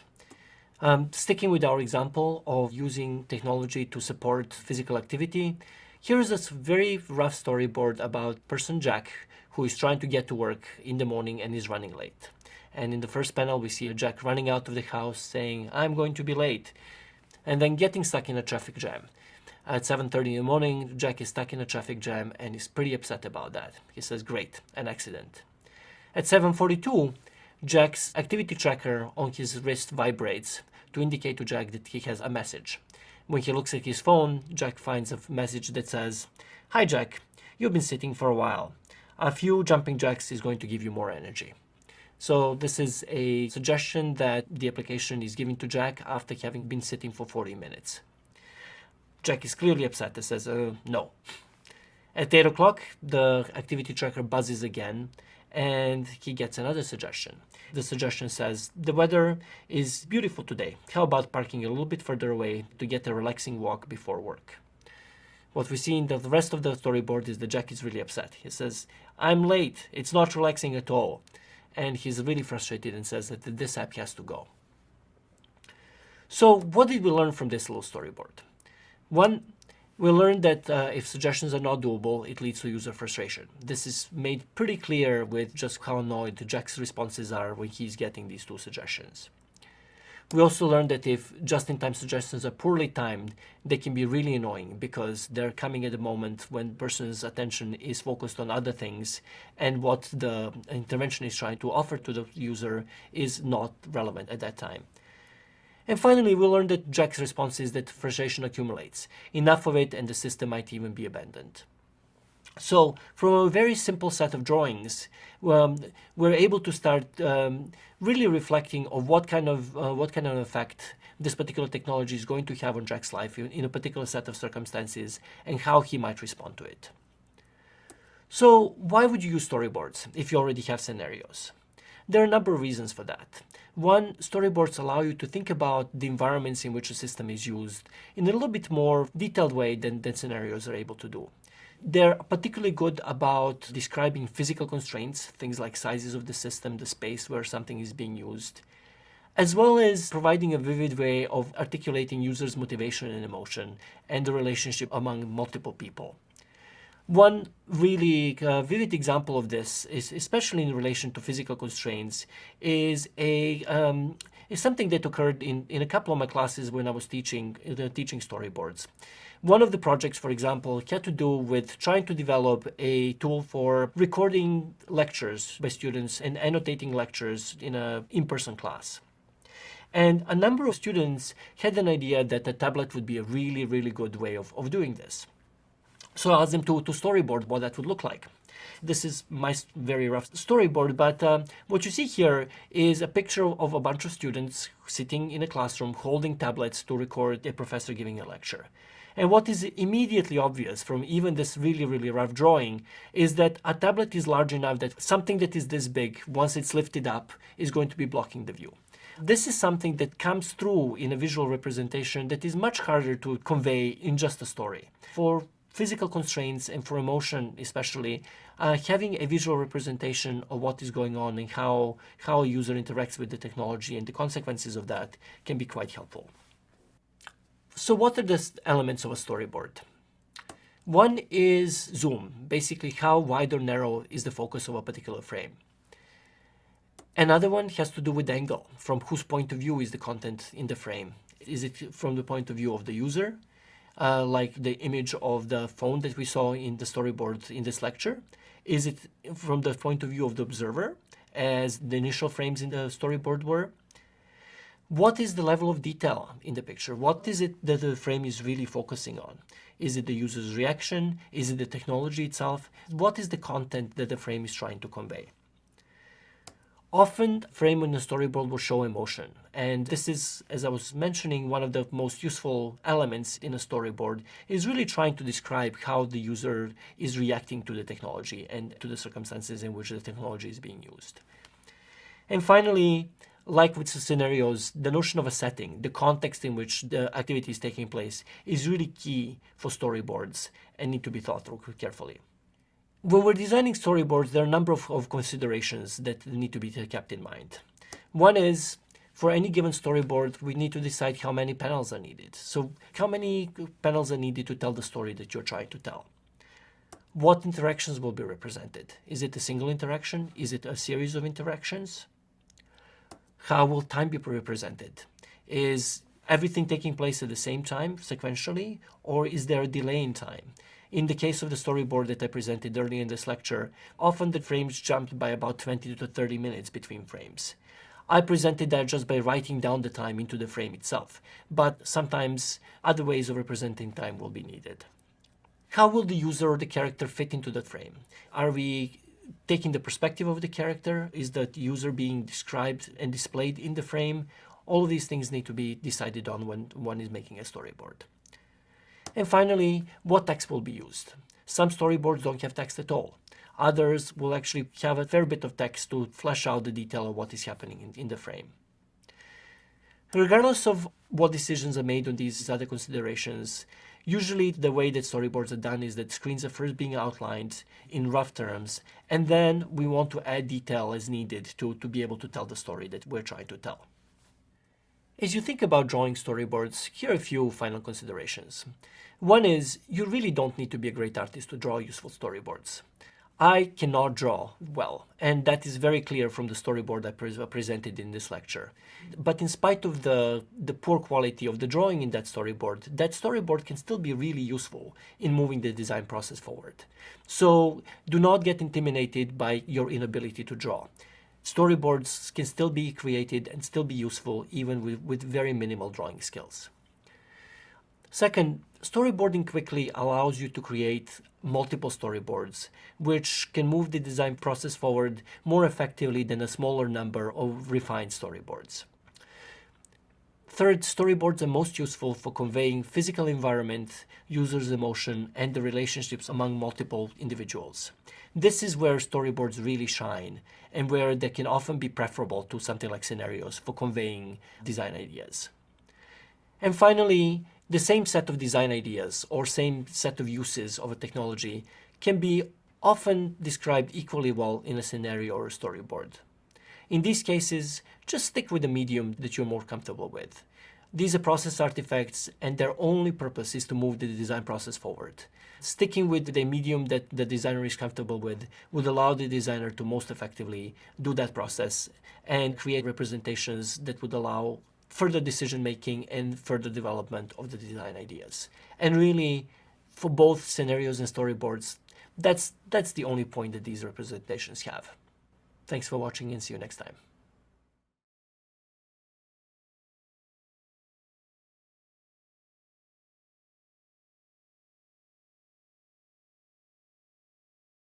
Welcome back. In this lecture, we're going to be talking about design rationale, or how to make design decisions in a systematic and principled way. So what do we have in mind when we talk about design rationale? Designer is often confronted with a plethora of design options, and in many ways can feel like someone shopping in a US grocery store trying to buy cereal, where there are hundreds of different options and is trying to decide which one to go with. Through brainstorming and sketching and creation of artifacts like scenarios and storyboards, the designer will get to a point where he or she is dealing with a large number of different ways that something can be implemented and needs to make a decision with which of those ways to go with. Design rationale allows the designer to articulate the trade-offs of different alternatives in a way that would allow him or her to guide design. So in other words, the goal of design rationale is to understand the design options, their various pros and cons, and to make a principled decision about which design option to pursue. There are a number of different ways of doing design rationale, some of them more systematic, some of them less systematic, but all of them are really dealing with the same general principle of articulation of trade-offs and then using those trade-offs to make a decision. What I'm going to be presenting in this lecture is a system called Questions, Options, and Criteria, which is developed by Alan McLean and his colleagues in the late 80s and early 90s to provide designers with a systematic way of making these kinds of design decisions in a systematic and principled way. And in this QOC framework, each technology feature is represented by multiple options which answer a particular question. And then criteria are used to help articulate the trade-offs of those different options and guide the choice of which options to go with. To concretize what we have in mind, let's stick with our example of tracking food, creating some kind of a mobile health application that allows an individual to track what they're eating and drinking. In QOC framework, questions provide the structure to the design space and help uncover and define design alternatives. In the case of our example of a food tracking application, here are some example questions that a person might ask. How should consumed food be entered into the food log? What kinds of food should be tracked? At what granularity should the food be tracked? For each one of those questions, there will be multiple options that the designer might have and want to make a decision among. Options then define the different potential answers to the same question. So the idea here is to be able to compare different design solutions apples to apples, so that we're comparing options for the same feature in a way that's answering the same exact problem. So these are design alternatives, design ideas that are all various ways of trying to implement the exact same feature. So in the case of our example, one question that we might be able to ask is, how should consumed food be entered into the food log? And here are some ways that that question can be answered. We can be entering food by finding them in a database. We can log the nutritional contents, so things like grains and fruits, leafy vegetables, things like that. We can even just take a picture of the food and enter it into a food log. All of these various ways are alternative solutions to the same problem of entering what the person is about to eat or has eaten into a food log. So let's see what that looks like in visual terms. Here are some examples that represent those different solutions to the question of how do you enter food into a food log. On the left side, we have a screenshot from a job on app application, which is an example of a standard way that many commercial applications handle food journaling, which is by selecting food from a database. Next to that is a screenshot from a research application called Ponds, developed by Adrian Andrew and her colleagues, which logs food by enabling an individual to log different amounts of nutritional ingredients like vegetables and grains and fruit by pressing +1 buttons to the right of each ingredient type.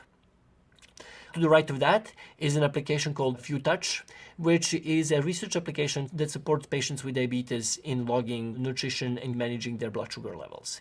In this case, the food logging is done through a much simpler interface where there are only 6 icons on the screen that represent a carb-heavy meal, a carb-light meal, a carb-heavy snack, a snack that is light on carbs, and a carb-heavy drink and a drink that does not contain carbs.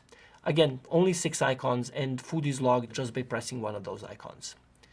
Another option of dealing with food journaling is to just take a picture of the food before one eats it. And finally, one can even just use a simple slider that describes of how much one has eaten. All of those different options, in this case, they're much more developed than one would normally do at the stage of making design decisions, but they're just different options of entering food into a food journal. And that's what the QOC framework refers to as options. And they're all answering the same question, which is how do we enter food into a food journal? Criteria are the required and desirable properties that the design should satisfy. So these are the things and factors that differ in importance and generality and help a designer determine reasons for their decisions. So these are basically the criteria that are going to be used to articulate the pros and cons of different design options. Criteria can come from a number of different places. Formative work with users, for example, is a typical way of how a lot of the criteria are derived, because the formative work will uncover user needs that are important to keep in mind, as well as the constraints that have to be accounted for in the design process. Things like usability is a source of criteria as well. So we might care about how well a particular technology integrates with the daily routines, issues such as privacy, social desirability, and so on. Previous studies of similar kinds of technologies can also uncover important criteria, as well as behavioral theory and requirements from other parts of the system. So for our food tracking system, here are some example criteria that the design might need to satisfy.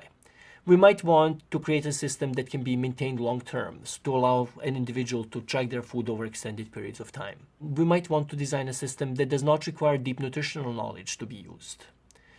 We might care about how quickly a user is able to track their food, as well as that there is not a steep learning curve so that the user can start using the system efficiently and effectively from the very beginning. Finally, for particular kinds of applications, it's important to be able to use the data about logged food to create graphs and statistical summaries of that data. So that might be something that a particular system needs to accommodate and support. In the case of our design options, we can now take a look at these design options and use those criteria to see how well they stack up.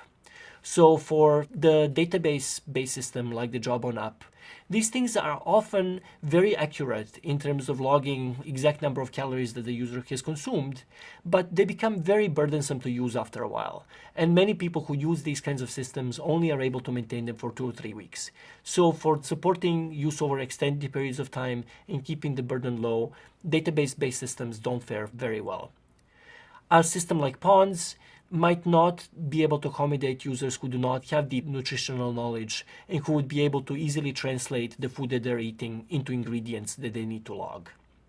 On the other hand, we have something like the picture on the right, which logs food by just taking a photograph of a plate.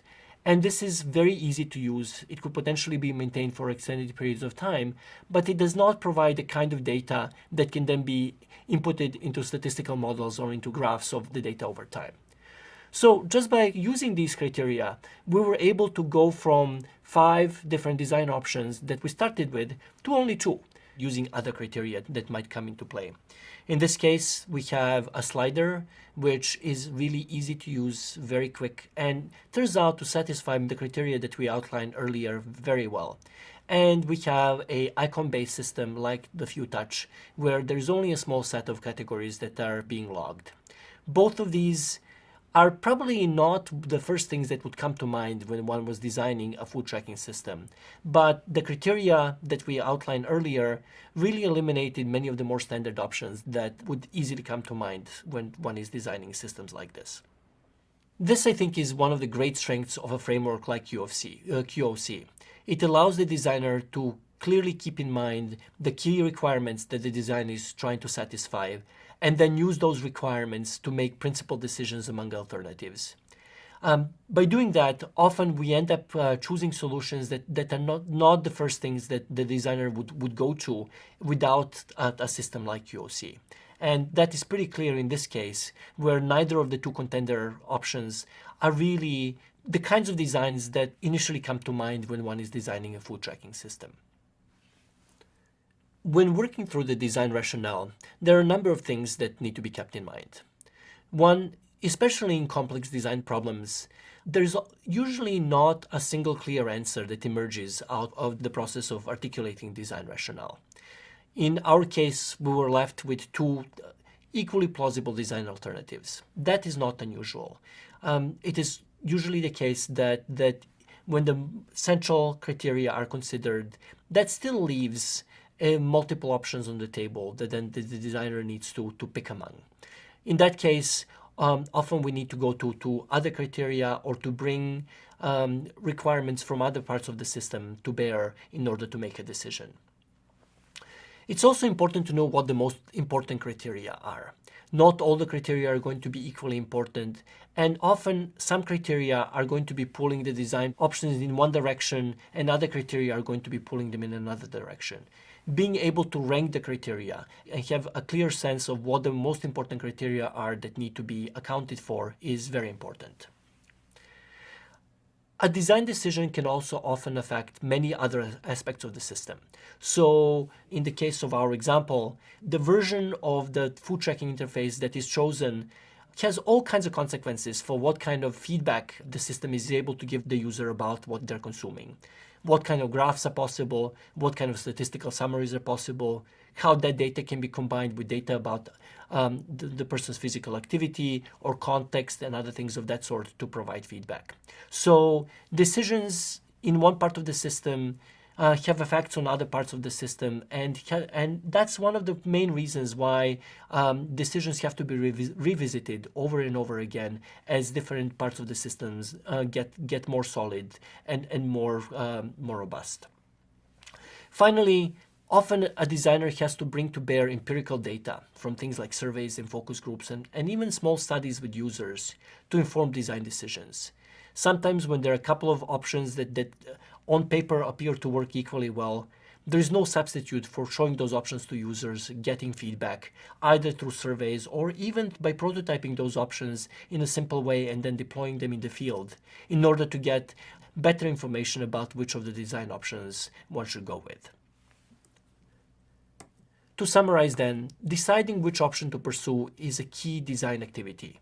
This is something that designers are faced with time and time again in the course of a design project. Since ideation is done throughout the design process, many times through the process, a designer is going to be left with multiple alternatives among which he or she needs to decide. Design rationale allows a designer to make those decisions in an intentional and reasoned way. And systems like QOC allow those decisions to be made in a systematic way so that the designer is confident that all key requirements and criteria are being taken into account. Thanks for watching, and see you next time.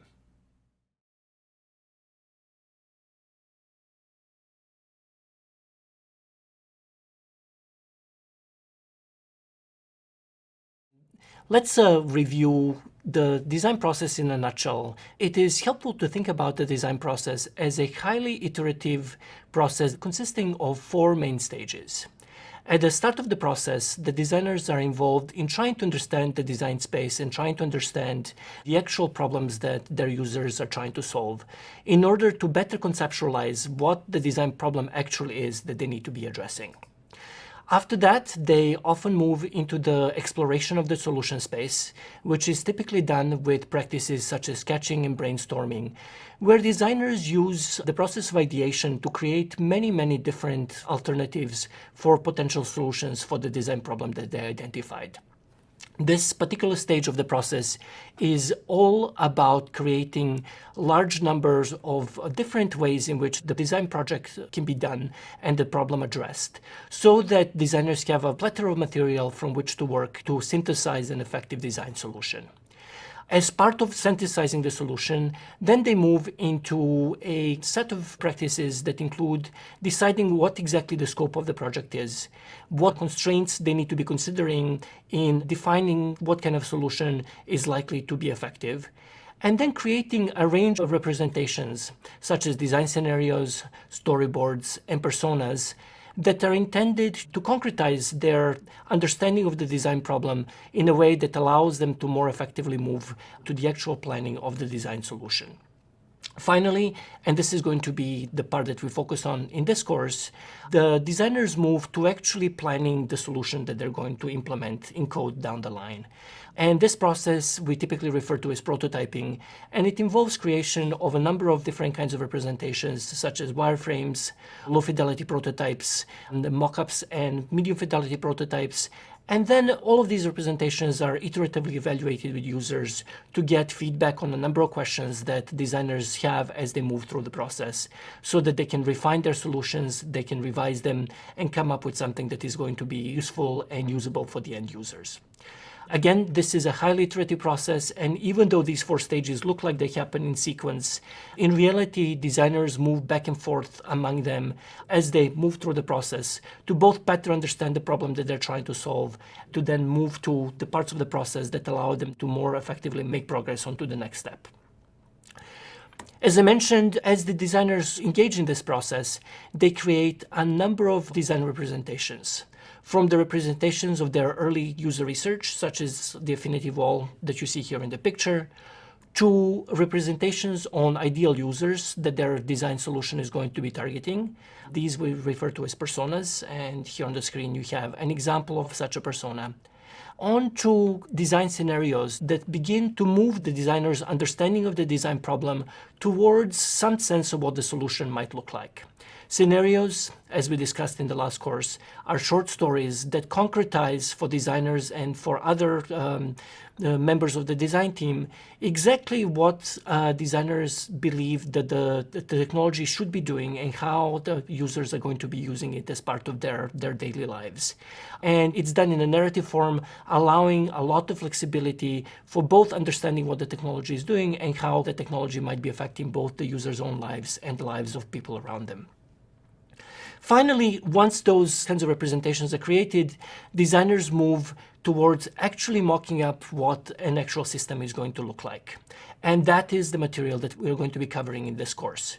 This process is called prototyping, and it refers to the process of translating the findings from the formative work into concrete designs that can be tested, revised, and refined prior to implementation of the final system in code. And this is really important to understand, that the actual coding of the system is something that happens only at the very end of the design process. Until that point, all of the design is done at the level of plans, at the level of prototypes that designers work on in quick and iterative ways, so they can revise these plans as often as is needed to arrive at an effective solution. Prototyping is a set of practices that allows this kind of flexibility and iterative process to happen before any of the solutions are actually coded up.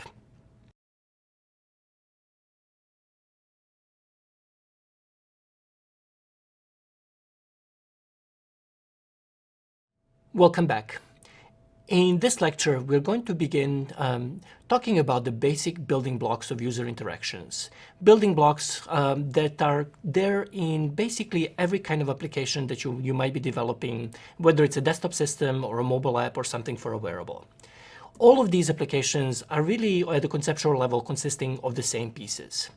And the simplest way to think about this is that all applications are basically machines for translating some kind of an input into some kind of an output. And your job as a designer is to really try to conceptualize what those inputs need to be for the system to be able to do the task that it's intended to do, and what kind of output the system needs to give to the users to enable users to complete those tasks successfully. In this lecture, we're going to be focusing on the input part of this process, while in the next lecture, we'll be looking at the output and the state of the system that allows the system to translate the input into the output. So let's talk about data input. When we talk about input in computer science, really what we're talking about is the data that needs to be entered into the program to enable it to perform desired tasks. The job of the designer in the UX design is to try to understand both what kind of data need to be entered into the system, as well as how that data should be entered to both enable the user to effectively use the system and for the system to have all the data that it needs to perform its tasks. At a very broad level, it's worth distinguishing two types of data input: user-entered input and passive input. User-entered input is really the input of data that the user actively performs on the system.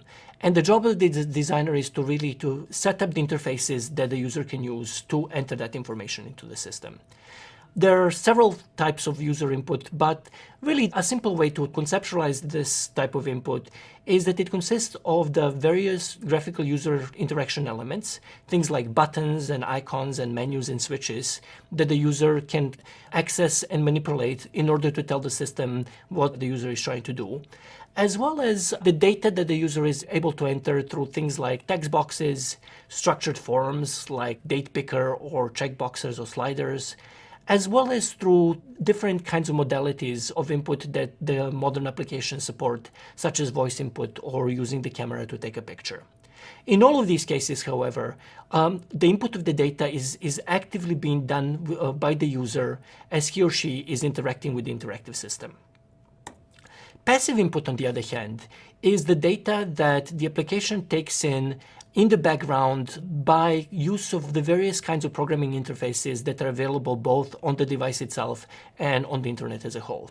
Some of the main kinds of passive input are sensor readings, things like accessing the GPS to get the location or using the camera in a continuous way to take pictures, as well as various other kinds of embedded sensors that are becoming more common in modern phones and other wearable devices, things like accelerometers, gyroscopes, and so on. Modern applications also often access data from other applications. And prime examples of this are the applications that use the user's calendar or the contact list to be able to support some of their functionality, as well as being able to access larger collections of information that users have on their systems, such as their photo library or the health data that is being stored in Apple Health or Android Fitness. Finally, many applications also connect to the internet to get data from various web-based sources, such as the APIs of web applications such as Fitbit or Yelp, as well as things like weather forecast or RSS feeds that are being published by various news sources. All of these kinds of data, applications are able to get in the background either at the time that the user is interacting with them or between user interactions in order to enable the system to have the right kind of information to be able to perform the functions that it's intended to perform. One of the major tasks that interaction designers have is to design those various inputs in a way that allows the system to effectively function. And the kind of design considerations that go into this are things like the following. What kind of granularity of the data is needed? When and how often is data going to be needed in the system? What state is the user going to be in when the data is needed? Is the user going to be sitting quietly at the desk in front of a computer when he or she has plenty of time to enter information? Is the user going to be driving? Are they going to be in a loud environment? The state of the user is going to be key for understanding what kind of input methods are going to be effective and usable for the users. And finally, what is the value of obtaining the information versus the burden that the user is being put to in order to get that information?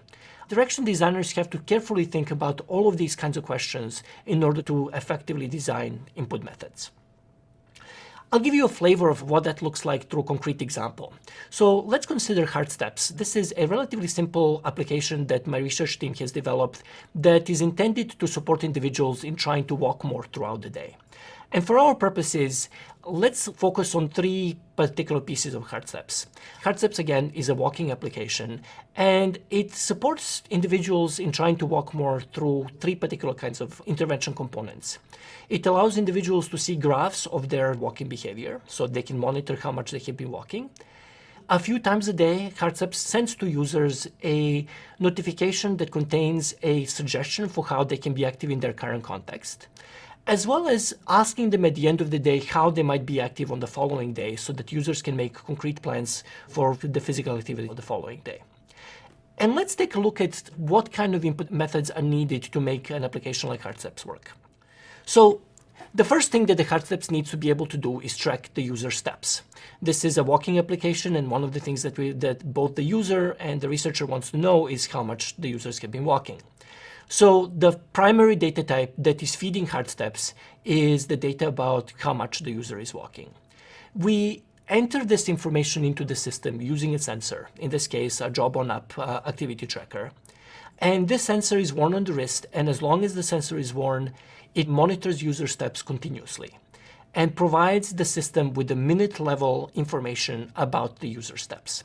So as long as the system is worn, job-on-app is able to passively collect information about the user steps and do so on a continuous basis. For Hard Steps, steps is a high-value type of data because the whole application is structured around walking behavior. And so we want to be able to get this information into the system. But on the burden side, most of the burden, since this is passively collected information, really has to do with things like usability of the job-on bracelet. How often the user has to charge this bracelet so that it continues to work, the comfort of wearing it, how well it fits with other things that they're wearing, and so on. And remembering to wear the bracelet. So really the burden in this case for this input method is around usability, while the value of the information is high, since it powers the whole application. Another type of information that Hard Step needs to have is the information about the user's location. Again, one of the things that Hard Steps does is it sends individuals messages that tell them how they might be able to be active in their current context. And for this, the system needs to know the user's location. We get this location, again, through a passive sensor, in this case GPS, but the frequency at which this is done is very different than it is for steps. In our case, since the messages are sent to users only a handful of times each day, up to 5 times a day, we only need to know the user location at the time when we're actually planning on sending them an activity suggestion. So we only query the sensor at those times to get the location because we do not really need the location at other times throughout the day. In terms of granularity, we really don't need a huge amount of granularity for the user's location. Since the location is used to tailor activity suggestions, we really need only the level of granularity that is necessary to do the tailoring effectively. In our case, we have suggestions that are relevant when the user is at home, we have suggestions that are relevant when the user is at work, and we have a broad range of activity suggestions that are just relevant in general when users are moving throughout their daily lives. So whenever we take a GPS location, we translate that on the fly to only one of these three categories, homework and other, and that is the only thing that the system actually stores.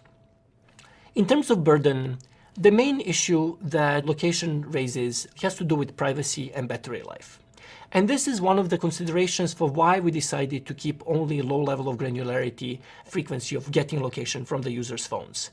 Users do not like to be tracked in real time, and by keeping the frequency of location testing low and by keeping the granularity of the information that we keep at a very broad level, such as home and work, we can protect the user privacy while at the same time making sure that we don't drain their phone battery.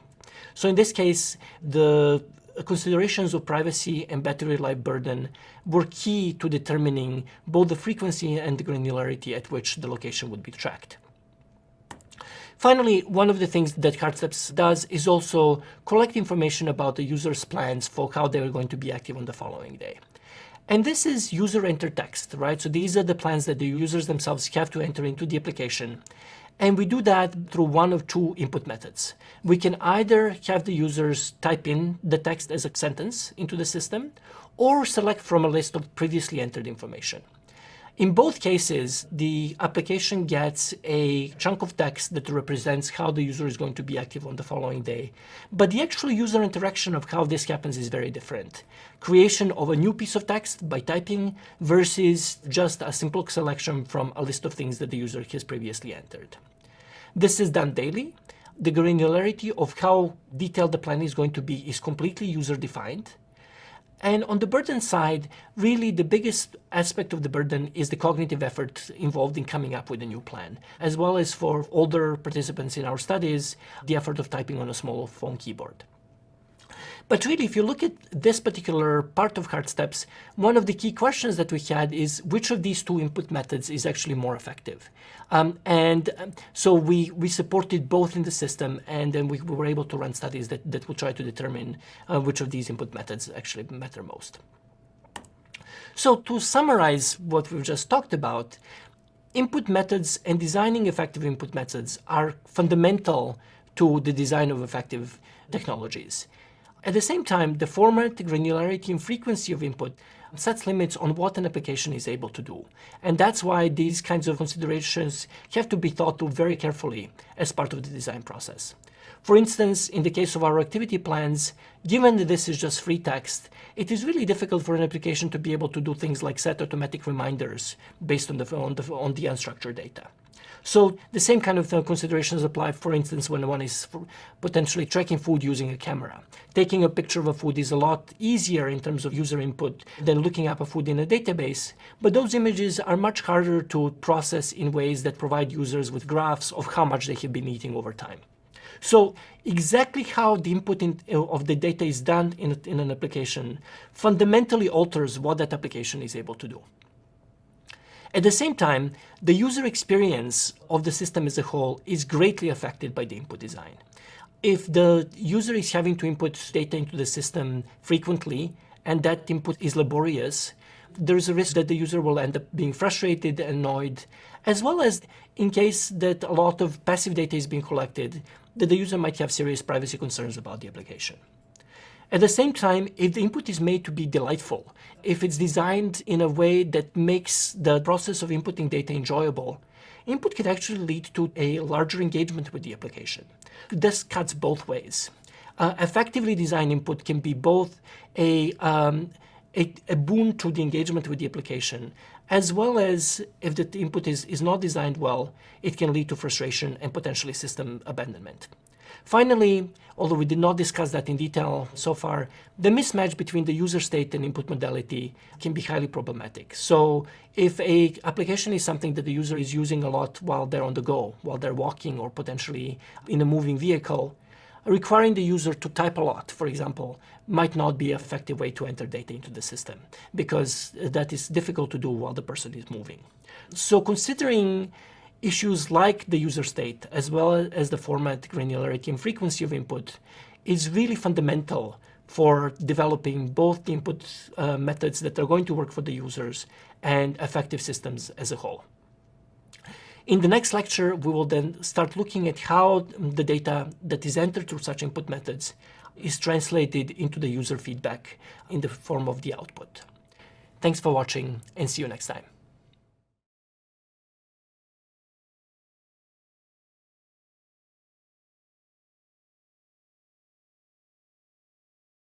In this lecture, we're going to continue talking about the building blocks of user interaction, focusing on the output part of the equation and the information that the system presents to the user as the user uses the system. In the broadest terms, you can think of the output as the full UI as well as all the content that the application has. But for our purposes, we're really going to be focusing more on the informational side of what exactly is the information that the system is presenting to the user and how. You can think of the output as both having structure and content. Structure of the output has to do with the format in which the information is presented, while the content has to do with what actual information is being presented to the user. Clearly, the content of the output is going to vary from one application to the other based on what the application is intended to do. But the structure, the format in which the information is presented, can be common across multiple applications. When we think about this output structure, there are a number of ways that the structure can be parsed.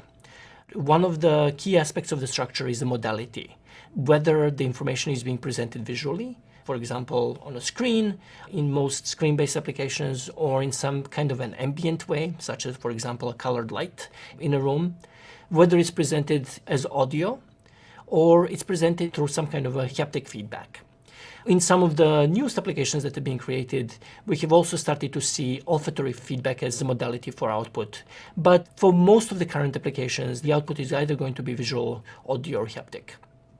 Output also has a format, so we can present users with numbers, we can present them with graphs, we can present them with the list of things, like the list of results on a Google webpage. We can send them a push notification, as well as many other kinds of feedback that an application is being able to do. And finally, another aspect of the output structure is the location of where the output takes place. This can happen inside the application itself. It can happen on some kind of a wearable device. It can happen in the environment, in a lot of the embedded computing, or it can happen on something like the lock screen of a mobile phone. The modality, format, and location all determine how exactly a piece of information is going to be presented and what kind of user experience will result from that presentation. The kind of considerations that the designer needs to think about when they're designing output has to do really with what exactly the user needs to know in order to perform the task that the system is intended to support, when and how often the user interaction with information will take place, and in what state the user is going to be when the information is presented. Again, is the user going to be walking? Are they going to be driving?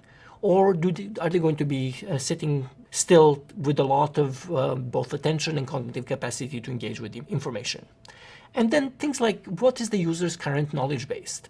For instance, for things like graphs, often you need a certain level of both numeracy and graph literacy for the graphs to be effective output methods. So being able to understand the user's current knowledge base for the targeted population is really important. Let's take a look at some of these issues, again, in relation to hard steps, the walking intervention that we were discussing last time. So one of the things that hard steps does is to provide activity suggestions to users a few times each day. So the information type that is presented through the activity suggestions is really text that contains the suggestion of how the user can be active right now in their current context.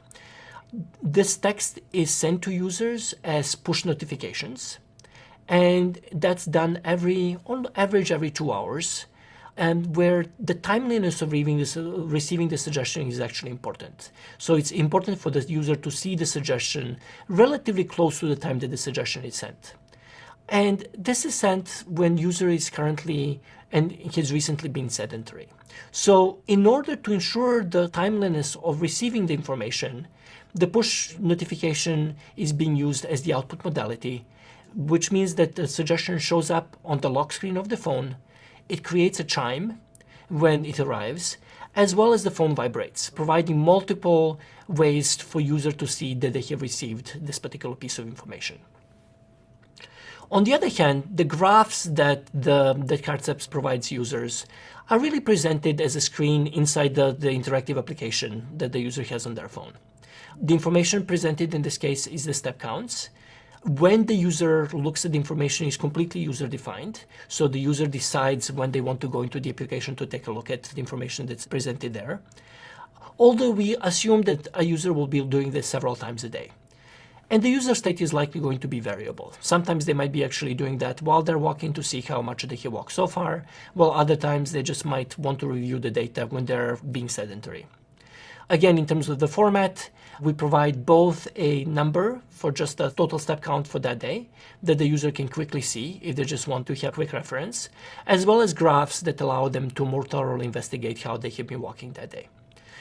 At the same time, since we're using a job on move activity tracker, there's some lights on the tracker itself that provide users with an ambient awareness of how much they have been walking. Even from these two kinds of output, you can already tell that there are conceptually two types of output methods, push methods and pull methods. The pull content is really how traditionally information was presented to users in interactive applications. This means that the information is present in the system and it's made available to the users, but the user has to actively decide to go and access the information. The information can be, in this case, highly interactive, and it leaves user in complete control of when and how much of information that the user is going to be getting. Given that the user is deciding when they're going to be accessing the information, this also means that the pull content can be highly complex because the user can decide to access that information at times when they have cognitive capacity and time to engage with complex information effectively. Push content, on the other hand, is delivered to the users based on a set of rules. And it's literally pushed to the user so that the user receives that information at the time that the system decides it's a good time for the user to receive that content. Push content often uses sensing and user modeling to determine the right time to deliver the information. And given that often the user is not going to be in a state that we can completely predict, the push content often needs to be kept simple so the user can easily grasp the essence of what is being communicated to them and can then decide on whether to engage with the content further or to let it go. On the other hand, push content can often be perceived as high burden because it often involves repeatedly notifying the user of the events that are happening, which, if it's done too much, can create annoyance and frustration. How exactly the system decides to deliver the information to the user is determined by the notion of state. And really, the way to think about the state is that it's a set of values of system inputs that are currently in memory, as well as a set of rules that determine what kind of output the system will produce. So this is really the guts of an interactive system, the gears that translate the input of the data that the system has taken in into the output that the user is going to see. As an example of state, let's once again think about the activity suggestions that are in Hard Steps. In order to deliver activity suggestions effectively, Hard Steps needs to track different pieces of information to determine whether to send a suggestion at all, and if so, what kind of suggestion to send. I mentioned suggestions can be delivered up to 5 times a day in Hard Steps, and these are the times that are actually user specified. So at the start of the study, when they're onboarding into the system, the user actually selects the times during the day when they want to receive the suggestions. And the Hard Steps, the system keeps these times in memory and uses those times as the times when for each user it tries to send a suggestion. What suggestion is chosen is based on the user's current context. So there is a number of pieces of information that the Hard Steps needs to keep in memory in order to pull a message from the right category to send to a user. The user's current location, the weather outside, time of the day, and whether it's a weekday or a weekend. All of these variables are actually kept as part of the Hard Step state in order to determine what suggestion to send. Suggestions are also not provided to the user if the user is currently active, so if they're walking or running, or if the user is driving. So before sending a suggestion, the Hard Steps system has to look at the user's current information, activity, and keeps that current activity as part of the state in order to determine whether to send a suggestion. Similarly, suggestions are not provided if the user has been active in the last 10 minutes, so that the history of activity is a part of the state. And finally, suggestions are not provided if the user had turned off suggestions for a period of time, and that period covers the current moment. So this is something that the user is able to do through the application, in this particular case, through the snooze button in the suggestion that you see on the screen, to tell the system that they don't want to receive the suggestions for the next, let's say, 4 hours or 8 hours or the rest of the day. If the system is in this state, no further suggestions are sent to the user. So all of these pieces of information are kept as part of the state in order for Hard Steps to be able to appropriately send a suggestion or decide not to send a suggestion if the time is not a good time to send one. So all of this is part of the state. Another key concept is the notion of a mode. And mode is really the element of the state and usually a user controllable element of the state that consistently determines how output is presented to the users. And as I just mentioned in the previous slide, in the case of hard steps, one of the modes that the hard steps can be put into is that all suggestions are snoozed, and this can be done either through the settings in the application or by putting it into this mode when the user receives a suggestion. But there are also system-wide modes. And some of the common ones on contemporary mobile phones are things like whether the ringer is on and off. So if the ringer is off, all notifications that would typically chime or ring are just provided to users as vibration. If the system is in an airplane mode, it's not able to receive any notifications from the internet at all. If it's in a do not disturb mode, all those notifications are silenced. If a system is in night shift mode, for example, the colors on the whole system move towards the yellow to make it easier for the person to fall asleep. So all of these things are states that the system is maintaining that tell both the system as a whole and individual applications how to behave in a consistent way. It is important for the user to understand what mode the system is currently in, and feedback for this is really crucial. In the case of system-wide states like the ones we have been discussing, icons are often included either in the taskbar or in other interface elements like the control center in the case of the iPhone that you see on the screen here that tell the user in what mode the system is currently. So to summarize, UX design involves designing inputs, outputs, and rules that translate inputs into desired outputs. This is really fundamentally what the designer does when they're developing a new system. Design of both inputs and outputs must consider when, where, and how the user will interact with information, and what information exactly needs to be provided to the system, and the system needs to provide in turn back to the user. And then the visibility of the state can be really fundamental to creating good user experience. So the user understands exactly how this translation is happening and why the system is behaving in the way that it's behaving. Design of these three elements is really the fundamental task of the designers, and prototyping is the way that designers get these elements of the user interaction right. Starting with the next lecture, we will start looking in more detail of how the process of prototyping works. Thanks for watching, and see you next time.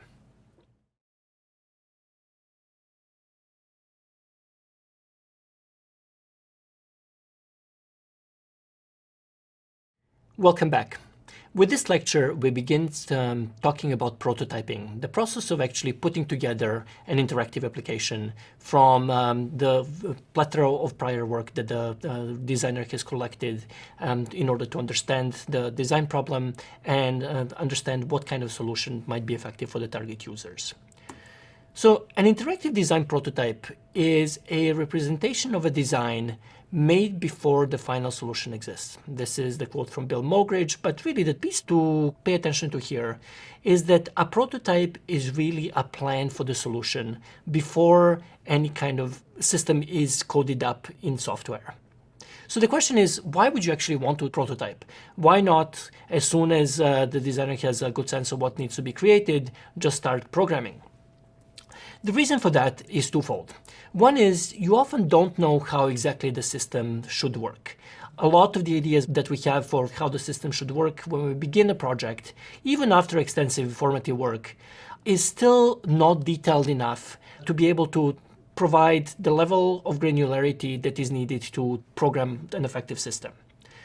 At the same time, engineering and software development are both expensive and time-consuming. And it is never fun to program something up, spend a lot of resources and time developing an application just to find out that that application is not actually meeting the needs of the end users. Prototyping allows a designer to avoid both of these problems.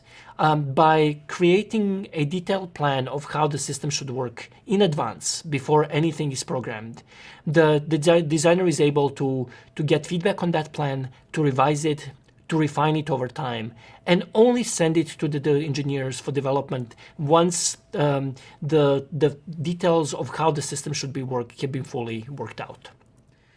So prototyping is really intended to help the designer get feedback about the overall concept for the solution that they're trying to develop, the functionality of different components of the system, for the various user interactions, layouts, as well as, at the end of the process, the fine-grained design details like fonts and colors. Each prototype then should be seen as a representation that is intended to help a designer answer one or more questions that allow the designer to make decisions that are needed to move the design process forward. So really prototypes are process representations that are allowing the designer to find answers on things that the designer is uncertain about in order to be able to progress with the design process. There are multiple types of prototypes that are created in the course of an interaction design process. Some of these we have already seen. So storyboards can act as prototypes and in their role as visual stories about what the technology concept is and how it is used. Sketches are probably the single simplest type of prototype, as they allow a designer to do visual ideation around different approaches and come up with different concepts for the solution. Wireframes are visual representations of individual screens of a system and are probably the single most common type of a prototype that a UX designer creates. And finally, there are different kinds of interactive prototypes that capture multiple states of a design and transitions among them so that the designer can get feedback about how those transitions are working for the end users. So let's look at these in more detail. A storyboard can act both as a representation of the formative work as well as a prototype, in the sense that it allows the designer to get some feedback about the concept for the application that the designer is creating, as well as feedback on the various contexts and environment in which that application is going to be used. Like sketches, storyboards are easy to create, they're quick to make, and they allow the designer to get feedback on their concepts relatively early in the design process. Sketches are another type of prototype that can be used to get early feedback on design concepts and individual chunks of functionality that the designer is intending to include in the system. In this case, what you see on the screen is a sketch of a particular part of the next version of Hard Steps that we have been working on, that we're calling a good morning message, that provides users with a set of useful information every morning when they first wake up. This was something that was jotted out in just a few seconds, but that allow us to actually consider whether this is a good idea for including in the intervention. Wireframes allow designers to get feedback on the layouts of individual screens of the application, as well as on the information that is being presented on those screens. At their simplest form, like the ones that you see on the screen here, wireframes are relatively low fidelity, so they do not include many of the aspects that you see in a more polished type of prototype, like colors or spacing that has been worked out. They're really there just to allow the designer to get feedback about what exactly are the pieces of information that need to be on each screen and how those pieces of information might be laid out. Finally, interactive prototypes take wireframes and combine them with various kinds of transition that allow the designer to have something that starts acting like a functional application, so that designers can get feedback on those transitions. They can get feedback on the flow through the application, on whether the user knows in what state that they're in, how to go back, how to cancel an operation, and all of the various activities that the user performs within the application can then be more thoroughly tested in something that is more fully interactive and allows the user to progress through the various activities that the application is intended to support. Another key concept to think about is the notion of prototype fidelity. And this really has to do with how detailed and how worked out the details within the prototype are. What you see on the screen here are two versions of the same general concept, the good morning message that we were discussing just a few seconds ago. On the left side is an early sketch of what that component was going to look like. And on the right side is a more polished wireframe. And one of the things that you will note is that the level of detail, but also the level of polish, is very different between these two images. And what that means is that the kind of feedback we can get on these is going to be very different as well. And this is really, really important to understand. Low fidelity prototypes, things like the sketch on the left, are really good at getting end users to provide feedback about the concept itself. Is this even a good idea? Is this something on which the designer should be spending more time? Something that looks as polished as the thing on the right, on the other hand, creates a state of mind in the end users who are looking at this, that this is something that's already decided on, that the designer has already made a lot of decisions, they have already committed to a particular line of how the design is going to function, and that the end user is supposed to be giving feedback about finer level details. Things like, are the fonts large enough? Is the color scheme attractive? And really sort of playing at the margins of the design versus really commenting on the concept as a whole. Because once something seems like it's set in stone, and the fidelity of this particular prototype provides that information to users, becomes much harder to get feedback on the overall concept versus these fine level details of the design. To reiterate, prototyping maximizes the number of times that the designer can revise and refine the design before the design is committed to code. It allows the designer to get feedback early, as soon as some of the concepts for the solution that's being designed are ready, and then to continue getting feedback as the solution evolves and the designer becomes more confident in how the product is supposed to work. By doing that, the solutions that the designer is able to come up with become much more robust, since they have been thoroughly tested before a single line of code is written. And this is really what makes prototyping such an important and such an effective part of the design practice. Starting next week, we will look at the process of prototyping in more detail. Thanks for watching, and see you next time.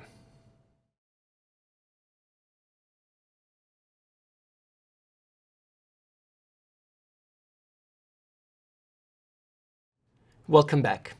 This week, we're going to be looking at the various kinds of prototypes that interaction designers use in their practice. And first of these is the wireframes. Wireframes are a visual representation of the screens of an interactive application that show layout, types of information that are displayed, and the elements of pointer-based navigation that users can use to navigate between screens. Let's take a look at an example. What you see on the screen is a wireframe of the front page of Twitter when a user is logged in from a few years ago. And what you see here is the various chunks of information that this particular web page contains, as well as the different pieces of navigation that users can use to navigate through the Twitter website. For example, what you see on the top left is the place for the Twitter logo.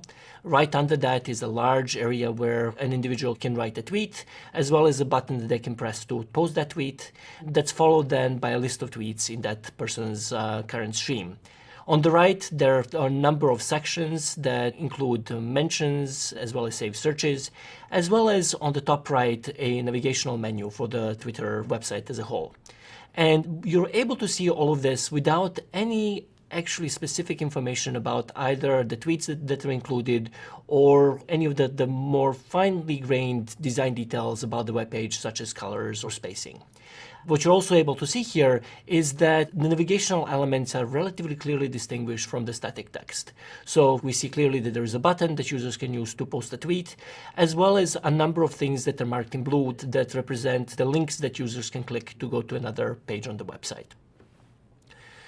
These kinds of images are the bread and butter of what interaction designers do in their design practice. And they're one of the most common and most useful types of a prototype that designers create during the design process. And the reason for this is that wireframes can help designers answer a lot of questions relatively early on in the design process. First of these is whether these screens that they've created actually capture the right chunk of the system functionality. So wireframes can help designers just work on the concepts. Is this actually something that is a good design? Is it a good concept that should be developed further? Another question is, are the components of the wireframe the right things to have on a single screen? So in this particular case of the Twitter webpage, whether saved searches, for example, should be something that is on the same page as the main information about the stream of the tweets and the functionality to post a new tweet. Another thing that a wireframe can answer is the question of whether the screen captures the right components that need to be presented to the user. So whether the individual chunks of functionality there are the things that the user needs to see on the same screen. As well as more fine-grained details about the layout of the information on the screen and the navigational elements. So a lot of this information can be obtained from users relatively early in the design process by mocking up wireframes. So let's take a look at an example of this. This again is the wireframe of a good morning message from the HeartStep system that we've been discussing in the last few lectures. And this particular piece of functionality, which was very quickly sketched out in this particular case, is supposed to be a message that users receive first thing in the morning that gives them a little bit of information that we think might be useful for their day ahead. And even with this quick sketch that was literally done in about 30 seconds, we're able to answer a number of these important questions. So we can actually show this to users and ask whether it would be useful to have this kind of a message show up on their phone first thing in the morning. We could also find out whether the information that we contained here is actually the right kind of information. Would it be helpful for them to, in addition to their health information, also have information about their calendar or the weather for that day? Is the order of the information correct? This is something that we debated a fair bit when we were first thinking of this component, but it is something on which we can get very easily feedback from participants just by showing this sketch to a number of people. So one of the things we were considering is whether we should first give people something that is just useful to them generally, so their calendar, weather forecast, maybe some pieces of news, followed by the health content, or we should foreground the health content and then have these other things that about their day come afterwards. As well as a more fine-grained details such as whether just being able to accept and decline a step goal is the right way for this functionality to work, and how the individuals might be able to just finish interacting with this notification that comes in the morning. So a very simple sketch, when shown to people, could answer a lot of these kinds of questions. There are also a number of questions that wireframes are not able to answer, and for which you need different kinds of prototypes that we'll be discussing later this week. One of them is the question about the state that is required to generate the output. So the picture of the wireframe of HeartSteps does not really tell us anything about the conditions that the system used and the sensing that the system used to deliver the message to the participant. It also does not tell us much about how concrete content would be ordered in a particular design. So think about something like the result list in Amazon or on Google, where we know where a wireframe can show you that there is a list of results, but it wouldn't really tell you anything about the machine learning that these kinds of sites use in the background to order which the results come first. Usually with wireframes, also navigation tends to be underspecified. So the wireframes would only show large-scale navigational elements such as buttons to go to the next screen, or in our case with HeartSteps, to accept or decline a step goal. But it would not provide all the minute details that are involved in navigation, such as the pop-ups, progress bars, and things of that sort. As well as wireframes have very little to say about the non-visual output that the system produces, such as haptic feedback or audio feedback. So they're useful for answering a number of important questions that designers need to consider early in the design process, but they do not allow the designer to get all the feedback that they need to complete the design. So how do we wireframe? There are different ways that one can create a wireframe, and the easiest one of these is sketching. So one can just use a pen and paper to draw out the screens of the application and transitions between them. But there are also a number of software packages, both that work on the desktop as well as on the web, that allow one to create wireframes in an easier way. What you see on the right of the screen is a screenshot of a system called Balsamic, which is one of a number of different wireframing systems that provides a range of useful functionalities, such as buttons and UI elements of different software platforms, such as iOS or Windows or Android, that can be easily drag and drop into the screens to create wireframes. When should the designer create wireframes? Designers really tend to create wireframes as early as they understand the chunk of functionality that they're trying to prototype and want to get feedback on that chunk. So this is one of the first kinds of prototypes that get developed as soon as the formative work is complete and designers start thinking about how their systems should work. There are also times when designers will create wireframes just to try different ways to present a particular kind of information. So you can think about something like a list of personal experiments that might be present in a smoking cessation apps that might be shown as a list, or it might be shown as a carousel, or it might be shown as a set of cards like Facebook uses in their mobile applications. And being able to create wireframes of all of those would allow a designer to get feedback on those different kinds of presentations and try to understand which of these would work best for the user. And finally, wireframes are often used to try to concretize the functionality that the system will need to have to help developers plan on the requirements for the system backend. That's sort of what kind of data store is going to be needed and what kind of information the system will need to be able to support in order to produce the functionality that the wireframes are displaying. So in all of these cases, wireframes are created relatively early in the design process, and designers continue to create them iteratively throughout the process. So just to summarize, wireframes are the basic building blocks of UX prototypes. They're some of the first kinds of prototypes that designers create when they're trying to display the actual information that the system would be presenting to users, because they allow designers to get feedback early and to try to revise and refine their designs as quickly as possible. They can allow designers to test concepts of functionality, presentations of interaction components, as well as the layout of how those components will be displayed on the screen. They allow designers to gather feedback before full systems has been thought through, because they can start creating wireframes as soon as a single piece of functionality has been decided on and designers want to get feedback. And finally, like the other kinds of prototypes we'll be discussing this week, wireframes are fast to create and cheap to discard. So they allow designers to get feedback on concepts quickly and then decide to discard the concepts that don't seem to get traction and move on to other things. All of these reasons make wireframes an important type of representation that UX designers create, and it's something that you will need to get a lot of experience creating in your design practice. Thanks for watching, and see you next time.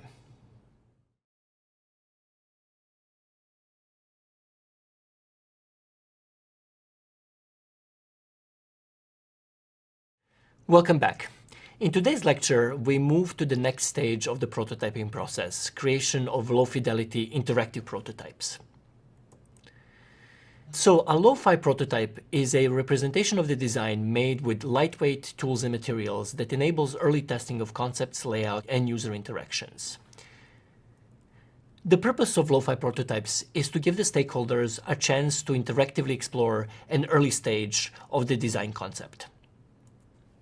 Lo-fi prototypes thus maximize the number of times that designers are able to revise and refine their design before it is committed to code. So how do we make lo-fi prototypes? The key piece here is that we should be using materials that are quick to use, that are disposable, and that allow creation of the prototypes in a really fast, iterative fashion.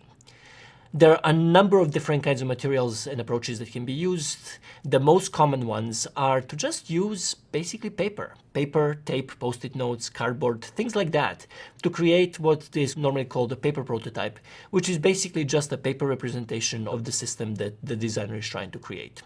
The essential pieces of that are sketches. So the sketches and wireframes of the system can then be combined with buttons and tape to allow the prototype to be more interactive, as well as screenshots of already existing applications that can potentially act as a background on which the designer superimposes their own design elements.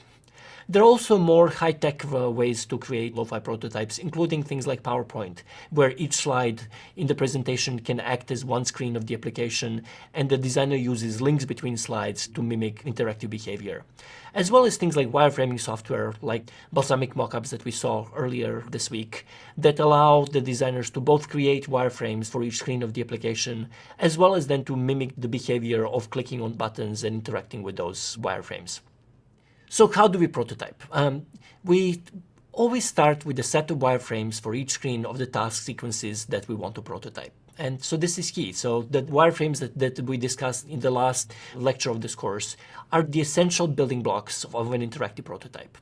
Once those wireframes are done, then the designer needs to create the various additional elements like system responses, pop-up windows, progress bars, and other things that allow the wireframes to transition from one state to the next. And these things should correspond to each action that the user takes in the wireframes. In addition, the designer needs to create dummy content, things like text and images and pop-up keyboards that would result from the user actions, such as filling a password in a password form. So in that case, you might want to have a little piece of paper that just has a bunch of asterisks that you can put onto the field into the paper prototype to mimic what would happen when the user typed the password. Finally, to try to ensure that each user action transitions to a prototype into a state that the prototype can support, you should really think through the full task sequence and then make sure that those task sequences contain all the prototype contains all the elements that task sequence requires. When you do that, you result with a representation of the design that can literally be run, that can be manipulated in a way that transitions the prototype from one state to the other to provide stakeholders with an experience of how the system would behave if it were actually coded up and created to be real. There are several methodological tips that can make this process more effective. One is that really you should be thinking of the paper prototype or other lo-fi interactive prototypes as representing full task sequences. So think about something like doing a search for a product on Amazon. If you're going to prototype that in a lo-fi prototype, you want to be able to ensure that the prototype supports both doing the actual search, so typing in the search terms, the list of results that shows up after the search term is entered, digging into one of those results to see the details about that result, as well as potentially allowing the user to press the purchase button and then go through the checkout process. So this is a full task sequence that involves searching for an object and purchasing it, and the prototype would want to be able to support all of that if you're going to create it. The other thing is that experience is made a lot better in paper prototypes if every state of the prototype is realized so that anything that the user does with the prototype, such as, for example, press a text field, actually results in an action that corresponds to what the real system would do. So in this case, a keyboard might pop up, and you might want to have a little piece of paper with a keyboard pop-up that you put onto the prototype to show that the keyboard would enter when the text field is tapped. What is really nice about paper prototypes is that you can represent transitions in state in very effective ways with very, very simple tools. So for example, if you're trying to show scrolling, you can have a longer piece of paper that you put through a gap or cutout on another piece of paper and then slowly pull it through the cutout to represent how the content would be changing on the screen as the user scrolls. So very simple techniques using folding, using cutouts, using tape allow paper prototypes to represent relatively sophisticated dynamic behavior. Finally, a paper prototype of a complex system is relatively easy to create, and many prototypes can be done in a matter of just a couple of hours, up to 4 or 5 hours at most. This allows designers to prototype full systems as soon as they understand what the basic functionality needs to be and to try to start getting feedback on those systems. Todd Hausman, who is a designer at Google, said once that the fidelity of your prototype should match the fidelity of your thinking. So don't be afraid to share your prototypes early and often. And I really like this statement because it really indicates that the value of low-fi prototypes. Because the fact that they look rough, the fact that they're just sketched out on paper and use post-it notes and tape to represent behavior, frees the users to give you valuable and honest feedback about the design concepts without getting wrapped up in small design details. So this allows lo-fi prototypes to answer a number of important questions. First, it allows prototypes to answer the question whether the user even understands what the system is about, right? Do they understand what they should do when they're presented with the system? Are they fully able to execute the tasks that the prototype is supposed to support? Insofar as the prototype contains full sequences, the user should be able to figure out how to get through that sequence on their own without being held by the designer. Does the way that the design handles those tasks that it's supposed to support make sense, right? Are there actually better ways to do this and the user can give you feedback on another way the same task can be accomplished? Are the users getting confused and stuck? This is one of the first things that paper prototypes and other low-fidelity prototypes reveal, is that sometimes the navigation is just broken. People forget to include, for example, the home button, so it's impossible for a user to get back to the main menu or the main screen of the application. Are the navigational elements adequate, right? Are you able to actually transition from one state to another with information that is presented on the screen? All of these issues can be addressed with prototypes that are designed in just a couple of hours. So just to summarize, and this is a really nice statement from Bill Morgridge, lo-fi prototypes are not precious. That they can be created quickly, they can be discarded just as quickly, and therefore they invite honest critique and allow the designer to get feedback early and to get feedback often. To summarize then, lo-fi prototypes are cheap, disposable ways to interactively test early design ideas. Users are able to interact with a fully functional system and provide feedback both on the design concepts and lower-level design features such as layout and navigation. Low fidelity focuses users on the design concepts without necessarily getting them wrapped up in thinking about visual design such as colors and fonts that they typically gravitate to when they're working with a higher fidelity prototype. And finally, just the quickness of creating prototypes and the ability for designers to make new prototypes easily really encourage repeated prototyping so that the designers can assess their ideas multiple times before they commit them to a higher fidelity form. This makes vetting of early design concepts much more powerful and enable designers to be relatively certain that ideas they end up with are effective and have strong user acceptance before they spend the time to produce high fidelity mockups. Thank you for watching and see you next time.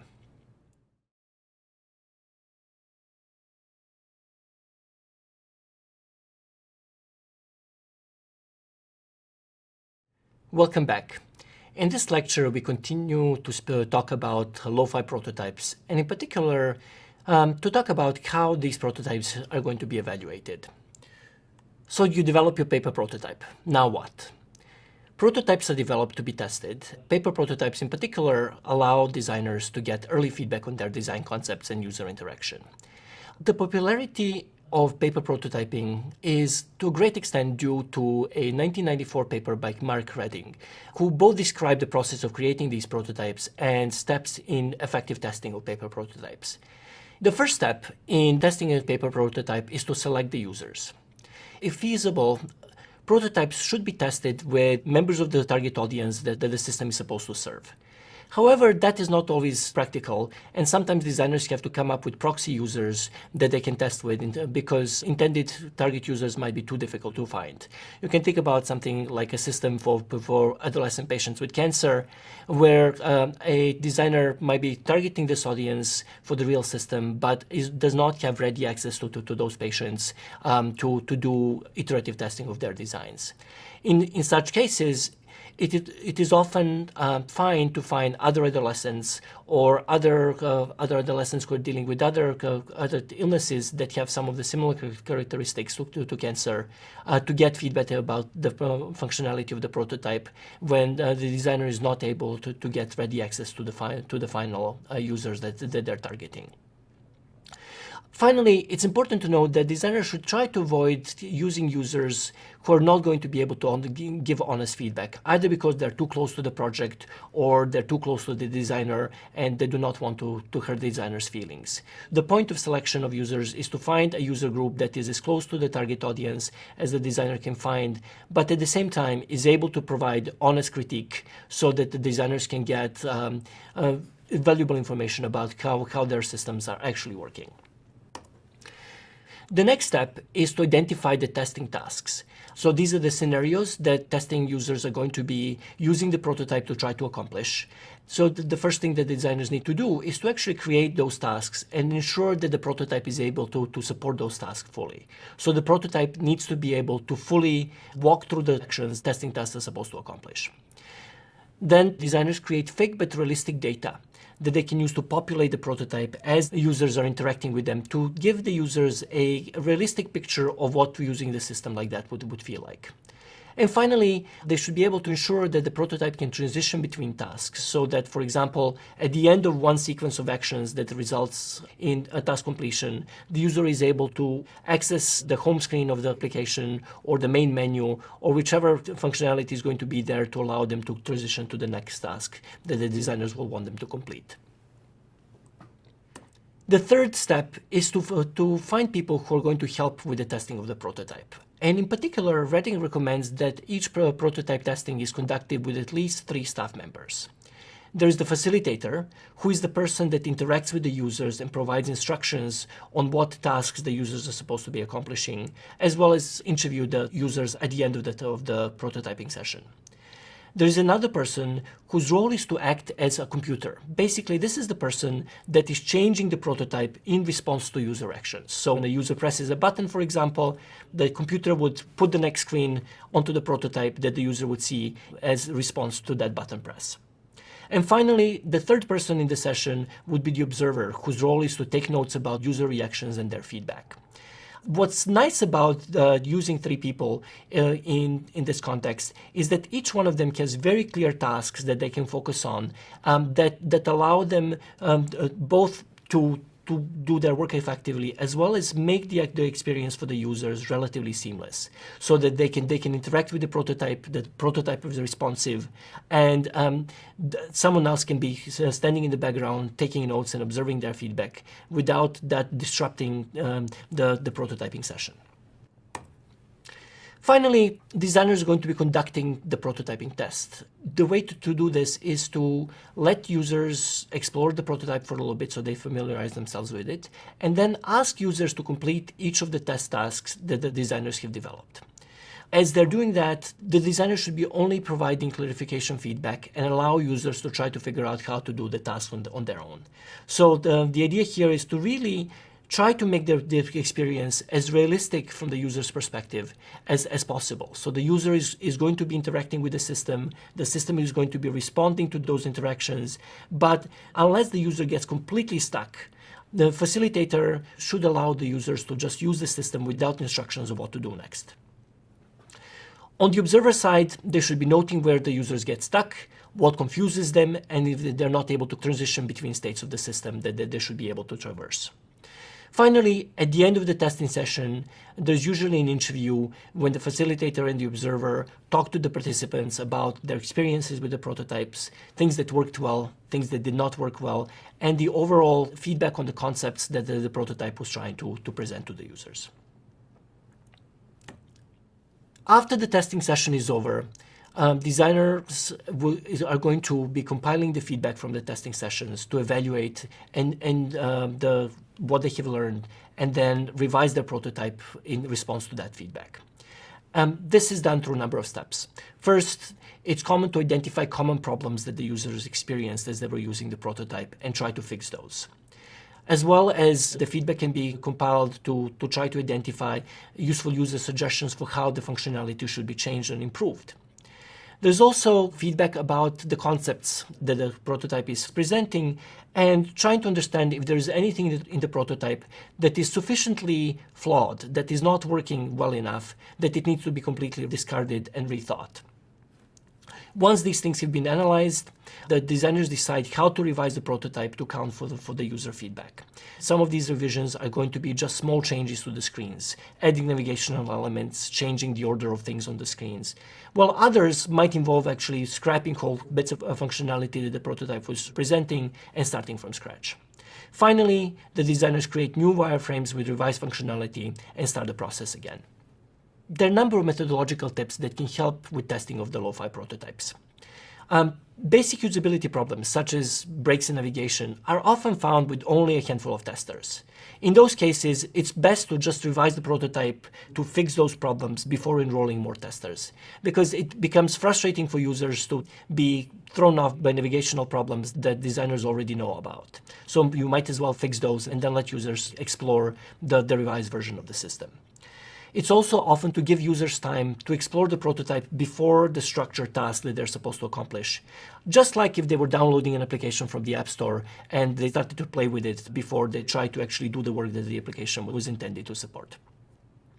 In the post-test interviews, it's good to get feedback both on the design concept as a whole, as well as the specific usability issues that the users encountered. And this, I think, is a really important point, and one that makes lo-fi prototypes really helpful.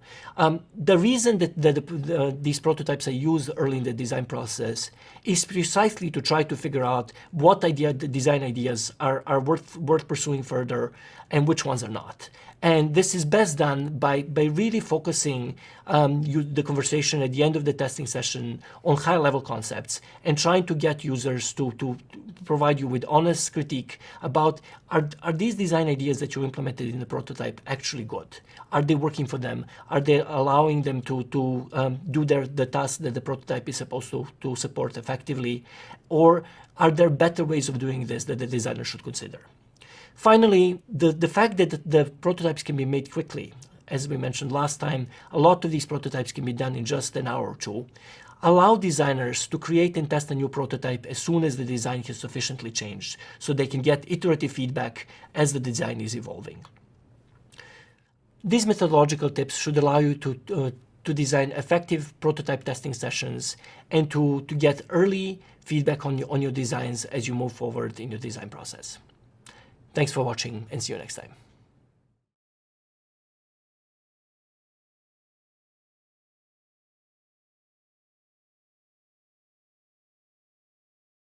Welcome back. In the last two lectures, we've discussed the value of lo-fi prototypes and how designers can test these prototypes to get feedback on their design concepts and the user interactions that they have been developing. But the need for prototyping does not stop there. There are times when traditional lo-fi prototypes are not really an option, and in order to evaluate the design concepts correctly, designers really need a better way to represent what the realistic user interaction might feel like. Other times, after they have developed their ideas further, designers need to move from lo-fi prototypes to higher fidelity prototypes in order to create artifacts that are closer to what the final product would look like, and that can be better suited for creating communication with developers around what is needed to actually build a product. In both of these cases, designers basically need to move from lo-fi prototyping to something that brings in more realism into the prototyping process. And we're going to be discussing what that looks like in this lecture. So the first technique that I want to discuss is something that is called Wizard of Oz prototyping. And the way to think about Wizard of Oz prototyping is that these are prototypes of systems where, often unbeknown to users, system output is being simulated remotely by a person. So the reason they're called Wizard of Oz prototypes, of course, is because the prototype is working as if it's being worked by a person behind the curtain, just like in the movie Wizard of Oz. And these kinds of prototypes have been used extensively in user interaction design, and as we will see later in this course, they're becoming a lot more needed and a lot more prevalent with the recent changes in the UX landscape. But one reason why UX Wizard of Oz prototypes might need to be used is when the designers are working on concepts that are really hard to evaluate using traditional means. You can think about something like the recent entrance onto the market of devices like the Amazon Echo or Google Home, where we have audio-based personal assistants that are interacting with people by talking and speaking back to them. There's really no good way to evaluate these kinds of systems using standard mockups and wireframes. You can also think about systems that require a lot of intelligence on their backend, such as potentially intelligent agents that can converse with a person through a chatbot of some sort. Here again, even though the actual presentation of the conversation can be done as a mockup, the content of the conversation and what the user experience would look like would be really hard to convey if the designers limited themselves to just standard tools in the toolbox of wireframes and paper prototypes. In both of these cases, a more realistic experience of the user interaction is needed, and Wizard of Oz prototypes provide that. So how do you create a Wizard of Oz prototype? The first thing that the designer needs to do is to really design a prototype that can support the user input, so the information that the user will need to be entering into the system, and the format of the desired output. After that, you want to create a mechanism for the prototype to communicate with this wizard. So how the information that the user is entering to the system will be communicated to the person who is actually going to be operating the prototype and providing the feedback back to the user. And finally, what you want to do is to define the wizard behaviors in a way that accurately represents the design concept that you're trying to study.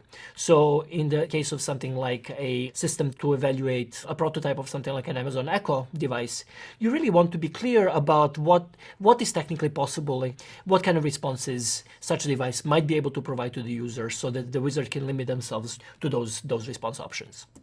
To just give you an example, sticking with the Amazon Echo, one way to do this would be to actually just take something, a physical object that has roughly the dimensions and shape of the device that you're planning to create. In this case, we have something that looks like a bottle for a bottle of scotch. And then to put into that physical object the electronics that are needed to be able to have two-way communication. So in this case, you would need a microphone, you would need a speaker, and some way of transmitting that information between the user and the wizard. One very simple way of doing that is to actually just embed something like a cell phone that has dialed the wizard's number and that is in a speaker mode inside the box and close the box. In which case, the phone would be able to hear what the user is saying and transmit back the speech of the wizard. So it can be done in really simple ways, and that's why Wizard of Oz prototyping is often considered a form of lo-fi prototyping. But the experience that the user has of the interaction with such prototypes tends to be a lot more realistic than the traditional lo-fi prototyping methods. So when would you might want to do this? One time you might want to do this is when you're trying to prototype a system that involves some form of intelligent response or adaptive response that cannot be effectively conveyed in mockups. So think about something that really has some kind of artificial intelligence on the back end where the system would really need to understand what the user is communicating to it and then appropriately respond. That's really, really hard to adequately describe in just a set of screenshots. Another time when Wizard of Oz prototypes are very useful is when a designer is working on a system that includes sophisticated not screen-based interactions. Audio, in the case of these voice-based personal assistants, is one example of that, but also things like haptic feedback or more recently olfactory feedback systems would be really hard to prototype adequately using screen-based prototyping tools. Finally, sometimes designers are really wanting to explore the design space about the kinds of systems that might be possible a few years down the road, but that are not technically feasible now. In which case, the Wizard of Oz prototyping provides designers with a way of expressing those design concepts and allowing them to study how the individuals would interact with them in order to be able to get a better sense of what kind of designs would be feasible, would be acceptable to users in order to actually direct the technology development in the direction that makes those types of systems possible. The kinds of questions that Wizard of Oz prototypes can answer involve what kind of interactions user initiate. So what would the user actually do if they had access to a system that had some smarts behind it? How do users experience and respond to the system output, right? So if you have an intelligent agent that is on the other end and the user asks a question, what kind of answers users find acceptable and which kind of answers are not? What kind of structure of the responses are usable and not?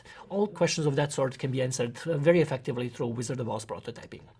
How acceptable and useful the design concept is perceived to be. So this is in the wheelhouse of low fidelity prototypes, where the Wizard of Oz prototypes are really trying to assess, is this design concept even worth pursuing further? And finally, what functionality of the design users find most important? Is this functionality technically feasible? Again, if we're talking about a class of systems that are not currently yet technically feasible, trying to understand what functionality is most important in a class of systems that designers might consider working on, and then pushing technology in the direction that would allow creation of those systems becomes really important.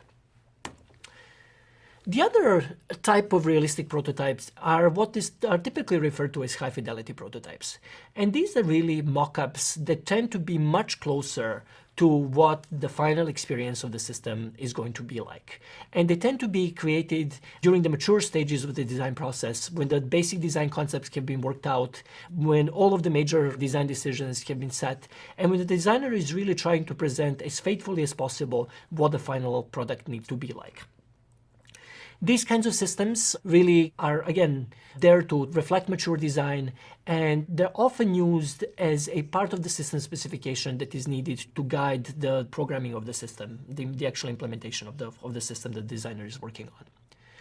They're typically created using digital tools, and there is a variety of tools on the market that makes the creation of high-fidelity prototypes a lot easier than it was even a few years ago. A number of these tools are web-based, things like Proto.io or InVision, Marvel, just some of the tools that are currently available on the market. There are a bunch of them. as well as some of the more traditional desktop-based tools like Azure and Sketch and Adobe Illustrator that are often used to create the high-fidelity mockups that can be then imported into these web-based tools as art assets and wired up to create an experience of a functional system. So a lot of these tools really focus on being able to help designers develop, create very, very refined visual representations of the final design so that those visual representations can be passed down to developers and programmed into the final systems. The questions that high-fidelity prototypes can answer really have to do with the sort of refined level of design that is left to be solved during the mature stages of design. Does the content layout work? Is the visual design, things like colors and highlights and spacing and fonts and things of that sort, are those adequate? Are they working properly? Is the navigation effective? Are there any remaining usability issues that could not be picked up on in lower fidelity prototypes? Those are the kinds of questions that would be tested when high fidelity mockups are being tested before those mockups are revised and passed down to developers. If we're sort of thinking about low versus high fidelity prototypes, each one of these prototype types have a set of advantages and disadvantages which really correspond to the level of maturity of the design thinking when they're typically used. So the advantages of lower fidelity prototypes really have to do with them being really cheap, so very low development cost. They allow designers to evaluate multiple design concepts simultaneously. They're very useful communication devices early in the design process.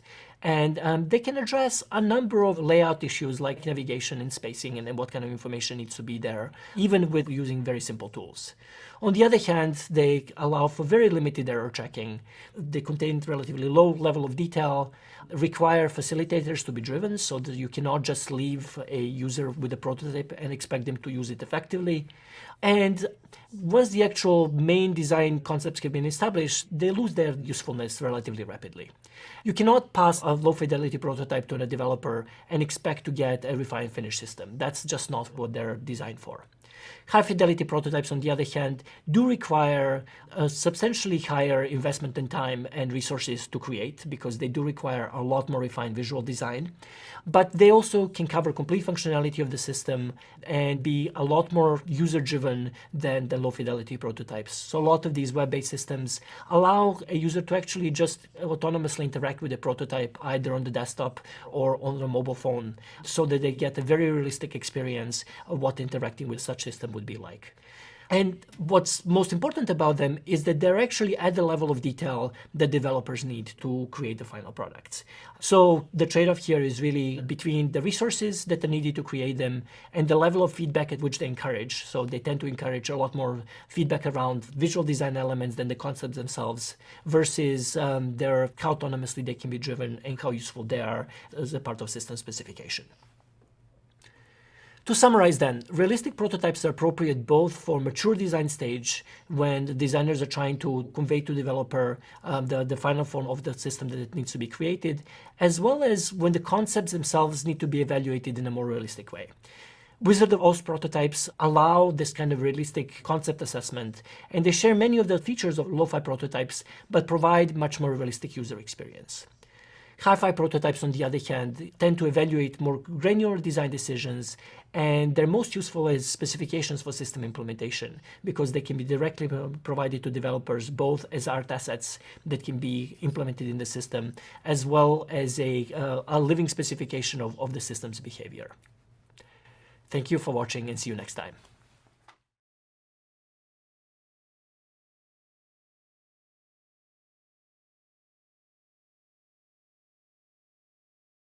Welcome back. In this lecture and next, we'll be discussing some of the key concepts that guide the design process and the prototyping process. And the first of these is the notion of affordance. Affordances refer to perceived action possibilities of an object or an interface that, by their appearance, tell the user what they're able to do with them. The notion of an affordance was first developed in 1970s in Psychology of Perception by Gibson, but was introduced into the world of design in the early 90s by Don Norman in his book, Design of Everyday Things, and has since then become one of the guiding concepts of how designers think about how the interfaces are supposed to work and how to help people accomplish their work through digital technologies. One of the main pushes for graphical user interfaces was in fact to increase the affordances of the computing equipment. What you see on the screen are the screenshot of a terminal.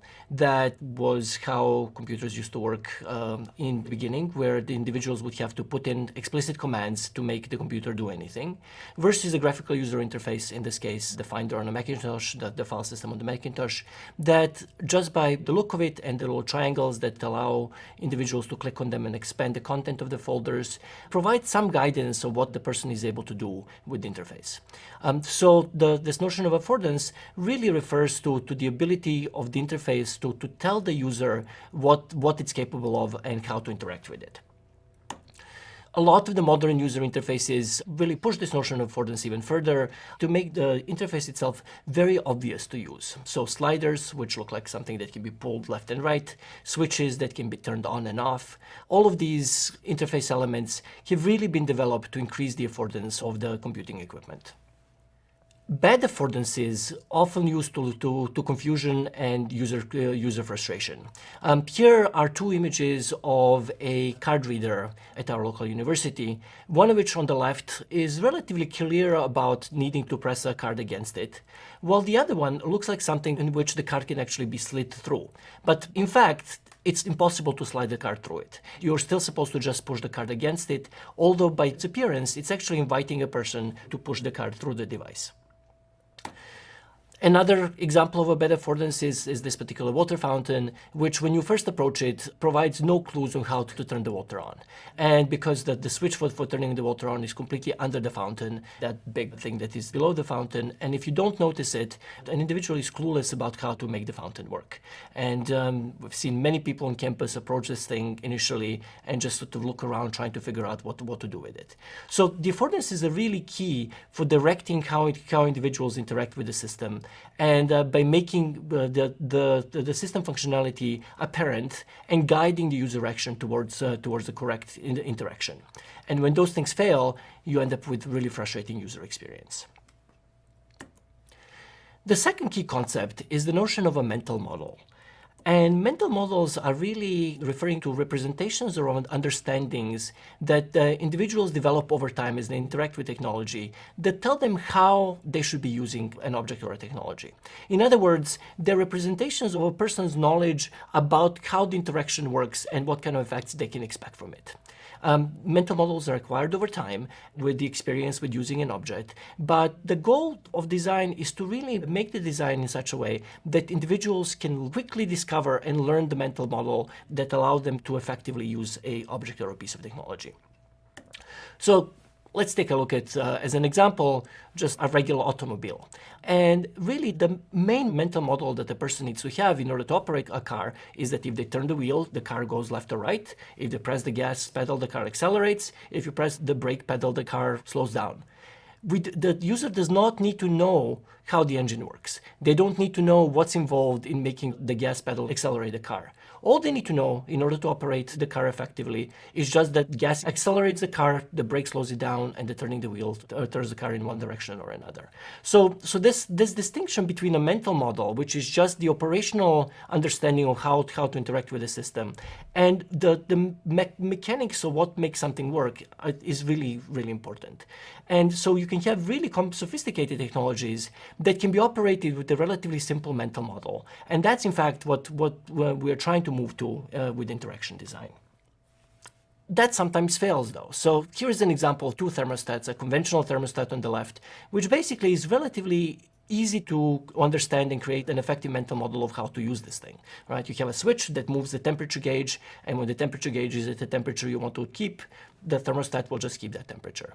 On the right side, we have a thermostat that uses artificial intelligence to try to predict what temperature you want to have in the house.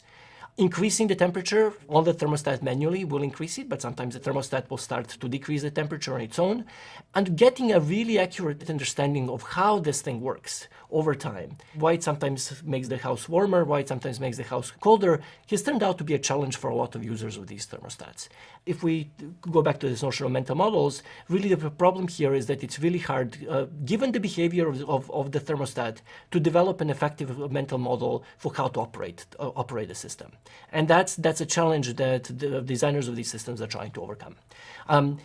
In particular, when it comes to systems that have sophisticated artificial intelligence on the back end, providing individuals with some way to understand how to use these systems effectively becomes a really interesting and really challenging task that UX designers have in front of them. Finally, the notions of gulf of execution and gulf of evaluation are really key to interaction design.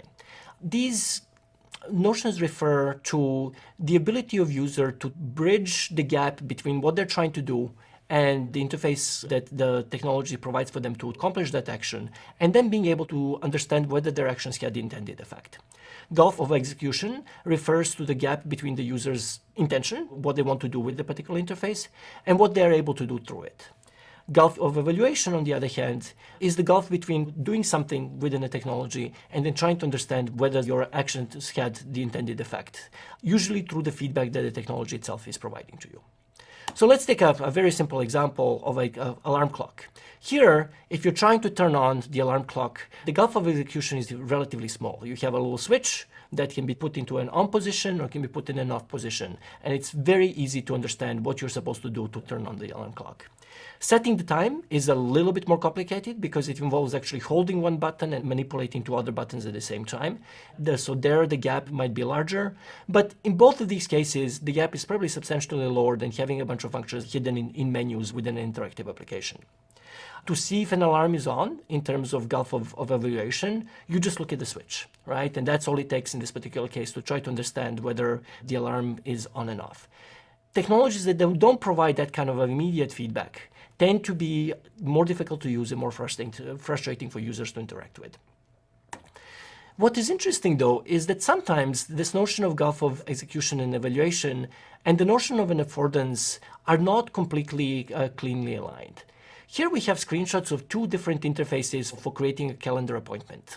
On the right is a traditional interface that is used in most desktop applications, and mobile equivalents look very similarly, where the affordances of the interface are very, very clear. There is a line for each type of the information that the user is supposed to enter. So the subject of the appointment, the start time when the appointment is going to begin, end time, the location, and so on. And everything is entered with one piece of information at a time in a very clear, straightforward way. So the gulf of execution and evaluation here are relatively narrow in the sense that the interface itself allows the individual to know what they're supposed to do and then walk through those steps. And the affordances are very clear. On the other hand, the interface on the left allows the person to just type a sentence, and the system automatically translates that sentence into an appointment. In this case, I can just write dinner with John on Thursday at 7 o'clock or 8 o'clock, and those pieces of information are automatically populated in the interface below, and the calendar appointment is created. What's interesting here is that the affordance of this interface is less clear initially, until you have done a single one of these appointments. And after that, the gulf of execution narrows extremely. The gulf of execution between opening the interface and setting an appointment is smaller in the interface on the left than on the one on the right, even though the affordances on the one on the right are, at least initially, a little bit clearer. So these trade-offs are things that designers struggle with every day, where certain kinds of interfaces end up, once they're learned, becoming a lot faster to use, so that the gulf of execution is much smaller.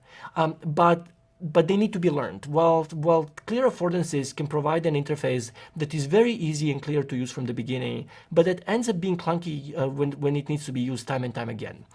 So these are the kinds of trade-offs that designers have to manage as they're developing interfaces and interactive elements of their systems.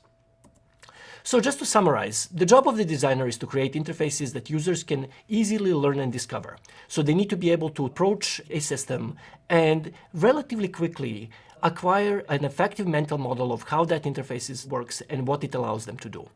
Mental models that are difficult to acquire or that are incorrect, lack of discoverability, and lack of feedback that allows individuals to know whether their actions are having intended effect, all lead to poor user experience and user frustration.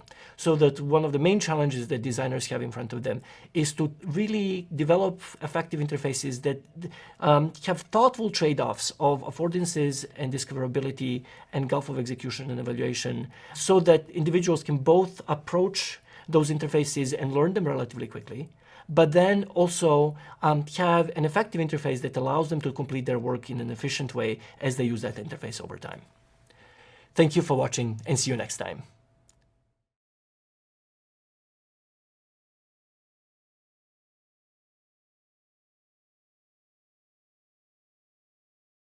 Welcome back.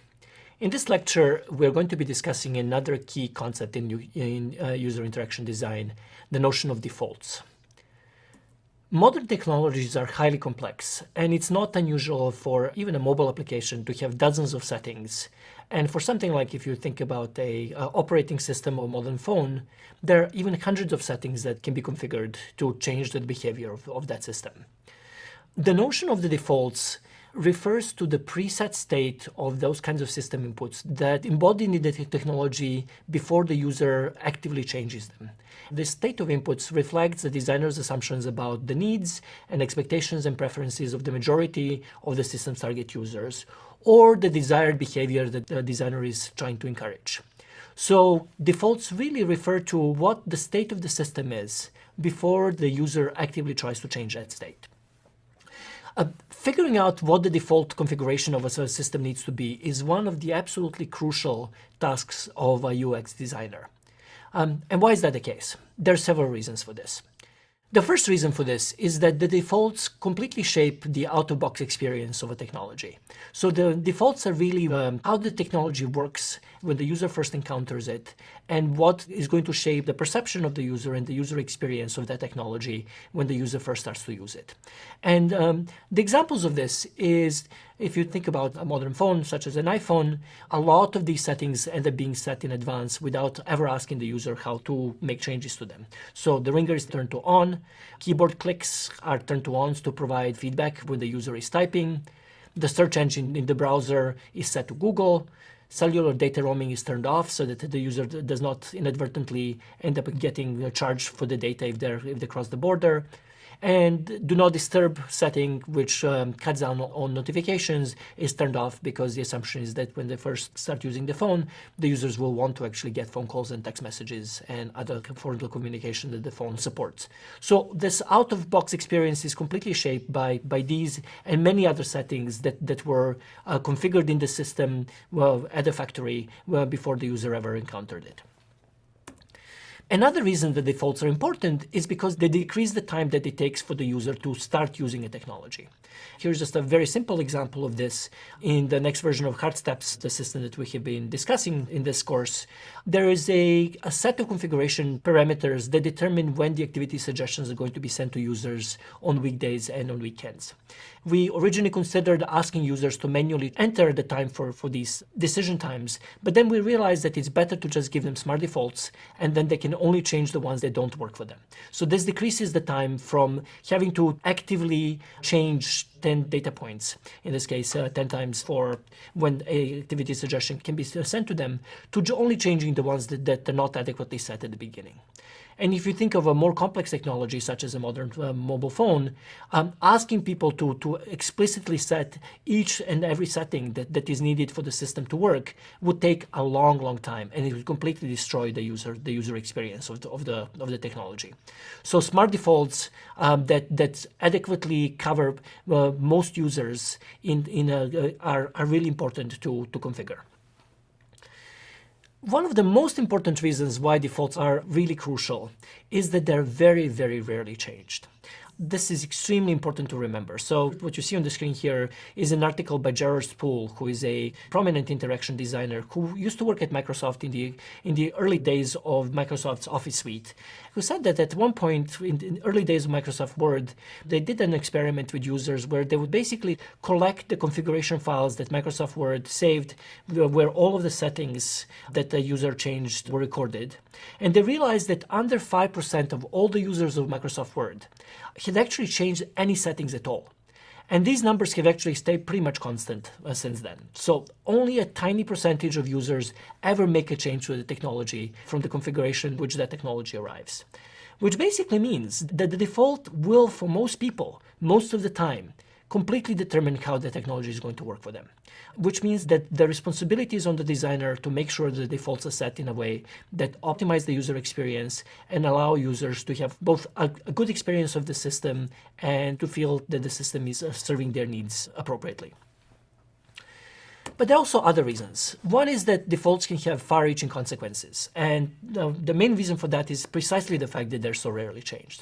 So what you have here is a screenshot of a post window from a mobile version of Facebook from a few years ago, at the time when Facebook still defaulted to that all postings to Facebook were public. Which basically means that if a person wanted to post something to Facebook but make it only visible to their friends or some group, they would have to pull down that little pull-down menu that is displayed on the screen and change it from public to friends or one of the other settings. If they don't do that, and doing this is work, their postings would by default be visible to anyone on Facebook. And what that meant is that many people inadvertently posted things on Facebook that was visible to others that they never intended to share beyond their friend group. And that there were far-reaching consequences of that, including potentially people getting fired, getting in trouble with friends, and so on. Another version of this is that the default configuration of the cookies that modern web browsers have. And until very recently, most web browsers shipped with all cookies being permitted to remain on the machine indefinitely. So it was a completely permissive policy where both the first-party cookies and third-party cookies were just allowed to remain on the machine, which led to the development of cross-site tracking of users by advertisement companies and extremely decreased the amount of privacy that users of web browsers have. So simple design decisions that are done when software is being first created can have profound consequences on the users, well beyond what the designers sometimes initially envision. Finally, defaults tend to shape behavior in pretty significant ways. And one really nice example of this is what happened with New York City cabs a few years ago when the credit card transactions changed from the driver needing to swipe the credit card on the little credit card terminal that they had in front of the car and just have the passenger sign the credit card receipt to touch screen devices in the back of the car where the passenger could process the transaction on their own. And what happened when those terminals were put in is that they came with pre-configured tip amounts. So when you paid for the cab ride, the little screen would pop up and ask you whether you want to leave a 20% tip, a 25% tip, a 30% tip, or a custom tip amount. Which basically meant that for a custom tip amount, you actually had to do some work on pressing the custom tip amount button, then deciding exactly how much you want to tip, and then tipping. What most people ended up doing is that they would choose one of the pre-configured tip amounts, so either 20 or 25% most often, and very quickly the average percentage of tipping with New York City cabs went from about 10% to 22%, more than doubled, just by how the system for processing the credit card transaction was designed. So from explicitly needing to put a tip amount on a credit card receipt to having pre-configured tip amounts that the person would just choose by a press of a button, the amount of money that people were spending doubled on the tip. Lastly, there is a large conversation in the design community around defaults embodying biases. And this is something that is really important for designers to keep in mind, because how we design systems often have profound consequences both for who is included and who is excluded, as well as what kind of behaviors ended up getting encouraged versus discouraged. So the simplest example of this is how most of the cameras are physically designed, where the assumption is that they're going to be mostly used by right-handed people. That's why the grip corresponds to the right hand. So for left-handed people, they either have to train themselves to use a camera with the right-handed grip, or to look for cameras which are a lot more infrequently found that do not have this kind of configuration. But more subtle versions of this exist as well. We just discussed this notion of tipping, which ended up basically encouraging people to tip more than they were used to. default configurations of things like notifications have profound effects about whether individuals end up being how much individuals end up being interrupted, and whether their lives end up being calm versus disrupted. Right. So there are certain kinds of biases that are embedded in technologies through defaults that end up permeating both the user experience and have wide consequences beyond the technology itself. So how defaults are set is profoundly important, and designers need to think about these the defaults very carefully. So to summarize, defaults determine user experience of a technology to a great extent. They're very rarely changed, and thus they need to be thoroughly thought through when the technology is first being designed. They can also have consequences well beyond the technology, such as on people's privacy, on their saving versus spending behavior, on their disruption versus calm they feel, and so on. All of this makes the configuration of defaults a really key design task, and something that all designers need to think through very, very carefully whenever they're designing a new system. Thanks for watching, and see you next time.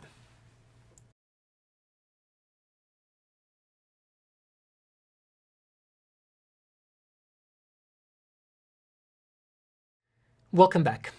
In this lecture, we're going to shift gears just a little bit from talking about explicit design techniques and the design problems that UX designers have to solve, to really thinking about the process of design a little bit more broadly, and trying to consider some of the larger issues that designers, in my opinion at least, need to be thinking about as they're working on their technologies.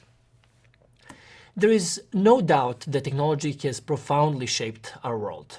Some of these changes have very clearly been for the better. It has influenced how we communicate, our ability to stay in touch, and with technologies such as these massive online courses like this one, there has been a great increase in access to information and knowledge to areas and populations that did not have that access before.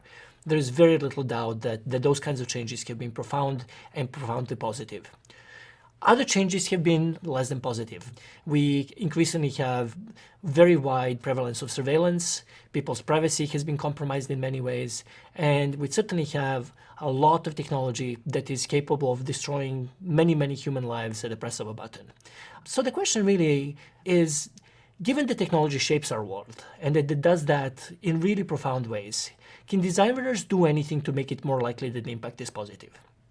So what is the role of designers in trying to, at least to the extent that they're able to ensure the technologies that they're designing is going to have positive impact on the world? The answer to this question has to do, at least in part, with how you think about the relationship of technology and social change. And there are at least three main positions on this that have been debated widely in the literature over the last 20 to 30 years. The first of these is the position called social determinism, which basically states that technological consequences are predominantly the result of dynamics in the social and cultural and political context, and the design of the technology itself really doesn't matter all that much. That how the technology ends up being used is really predominantly determined by the social in which it's found. And one of the examples of this is the use of BlackBerries in the late 90s and early 2000s, when BlackBerries were at the peak of their popularity. The main parties that used BlackBerry at the time were corporations and governments, and those were the kinds of organizations that these systems were originally designed for. But beyond those, it turned out that some of the most prevalent use of the BlackBerries was in organized crime and drug dealing. And that drug dealers and criminals really adopted this technology widely. And someone who takes the social determinism perspective on technological effects would argue that the reason for that is that in these contexts, the need for privacy was paramount, and that any kind of a system that provided privacy and allowed for private communication would have been adopted. So in this case, it was a BlackBerry, but if the BlackBerry was not there, any other kind of system that provided private communication, even if it were smoke signals, would have been just fine. So the most of the weight on how this technology was used came from the social configurations and political and economic configurations in which this technology ended up being adopted, not the technology itself. Another position on the opposite end of the spectrum is what has traditionally been called technological determinism. This position in rough terms states the design of technology dictates, at least to some extent, its sociopolitical, psychological, and economic consequences. So that really the design of the technology matters, and that the design of the technology can greatly influence what kinds of consequences that technology has. And there are two flavors of this position. The self-determinism position basically states that the reason the design of technology matters is that the design of the technology embodies a range of implicit assumptions that designers bring to the table, and that insofar as those assumptions are common, they end up creating the kinds of technologies that end up changing the technological and cultural landscape. So if we take, for example, the assumption that people really highly value security, and that security is going to be valued over many other things in people's lives, that leads to the development of security cameras for homes. It leads to the development of surveillance cameras in public places. And we end up with a situation where surveillance becomes extremely widely spread and privacy decreases. And that really the reason for this is that a lot of the assumptions about the importance of security and the relative unimportance of privacy compared to security were brought into the design process.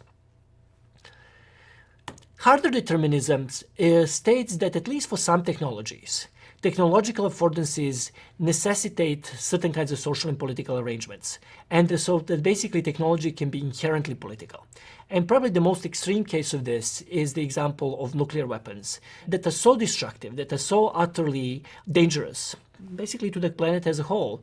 The moment those kinds of weapons were created, they necessitate political and social arrangements that are much more authoritarian, that have certain kinds of safety checks in place to make sure that these weapons are never inadvertently activated. And that basically requires much stricter, much more hierarchical social arrangements and political arrangements than were possible before these weapons came into being. So at least for certain classes of technology, that really the technology itself changes the world profoundly, because now that the existence of the technology dictates that certain other things in the world absolutely have to change. So that the technology itself carries a lot more agency in this kind of setting than what other positions advocate. The middle ground between these is what is typically referred to as interactionist position. And this position states that basically the affordances of technology make certain uses more or less likely, but that this interacts with the social configuration, the social milieu, and which then takes the technology and adopts it to its needs and to its priorities. So that it's really this interaction of what technology makes possible and how the technology is designed is going to, at least to some extent, make certain uses easier and certain uses harder, but then that interacts with the needs of the people, their priorities, their social configurations, and so on, to end up with the final results. So if we take a position like this, what can we say about this example of BlackBerry use in organized crime, right? Could designers have done anything to make the situation any different? So if we take the notion of affordances, what BlackBerry's provided was an affordance for private and encrypted communication. And so the interactionists would say, you have that on the one hand, which makes the use of the system highly appealing to any party that requires private encrypted communication. And on the other hand, you have various social groups that might or might not require private encrypted communication.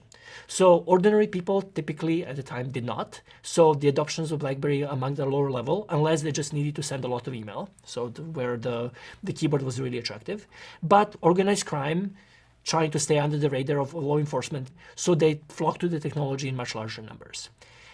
If you actually try to think about, well, could you change that situation, then there might have been some things that could have been changed in relation to how the BlackBerry systems worked that would have potentially changed its adoption in organized crime. One is that if the system always required a organization-hosted BlackBerry Enterprise server, rather than the phone providers being able to host BlackBerry servers, and those servers were relatively difficult to administer, then the level of expertise that would be needed to use this kind of a system might put it out of reach for at least lower level criminals and drug dealers, because they wouldn't have the infrastructure needed to actually run the system. licensing requirements that required some kind of authentication would have been another thing that could have been done to change the affordances of the technology, and therefore its downstream adoption by different social groups. An interactionist would state that basically it's really this combination of what the technology makes easy and what the technology makes difficult based on its design and the needs of different social groups that interact to create the final effects. Things to consider if you take this kind of interactionist position, then certainly the designer takes on some responsibility for shaping the technologies in such a way as to try to minimize downstream harm. And if you're going to do that, then there are certain sets of things that as a designer you would need to be considering. One is issues like what kinds of relationship is your system facilitating and what forms it's hindering. Does the design exclude certain kinds of populations? Here's a very simple example that is much more prosaic than the examples we've been discussing in this lecture so far. But if you have, for example, a physical activity system like a Fitbit that predominantly uses complex graphs, that by default will exclude a population that does not have the kind of graphical and numeric literacy that is needed to interpret those representations, right? So the exclusion ends up happening just from the kinds of design decisions that a designer made in relation to how the feedback is being provided.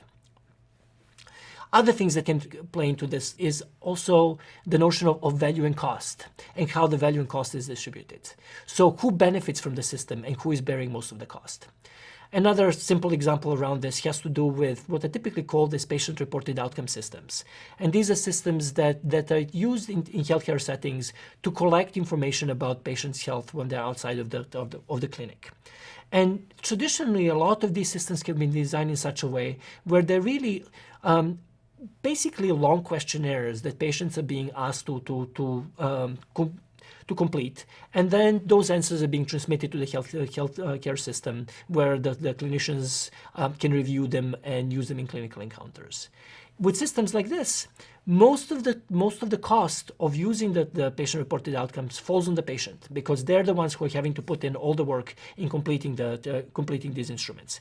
But very rarely do they get any immediate feedback. So these answers tend to just disappear. Once they click the submit button, all of that information goes away, and the patient is left with basically no immediate value for all the work they have done on using the system. All the benefit comes to the clinical system because they're the ones who are now getting clean, structured information that they can use as part of clinical care. So the configuration of costs and benefits creates a power structure between healthcare systems and patients that designers of these systems probably did not intentionally create to be such, but that ended up being a side effect of how, basically, of lack of feedback that these systems provided to patients.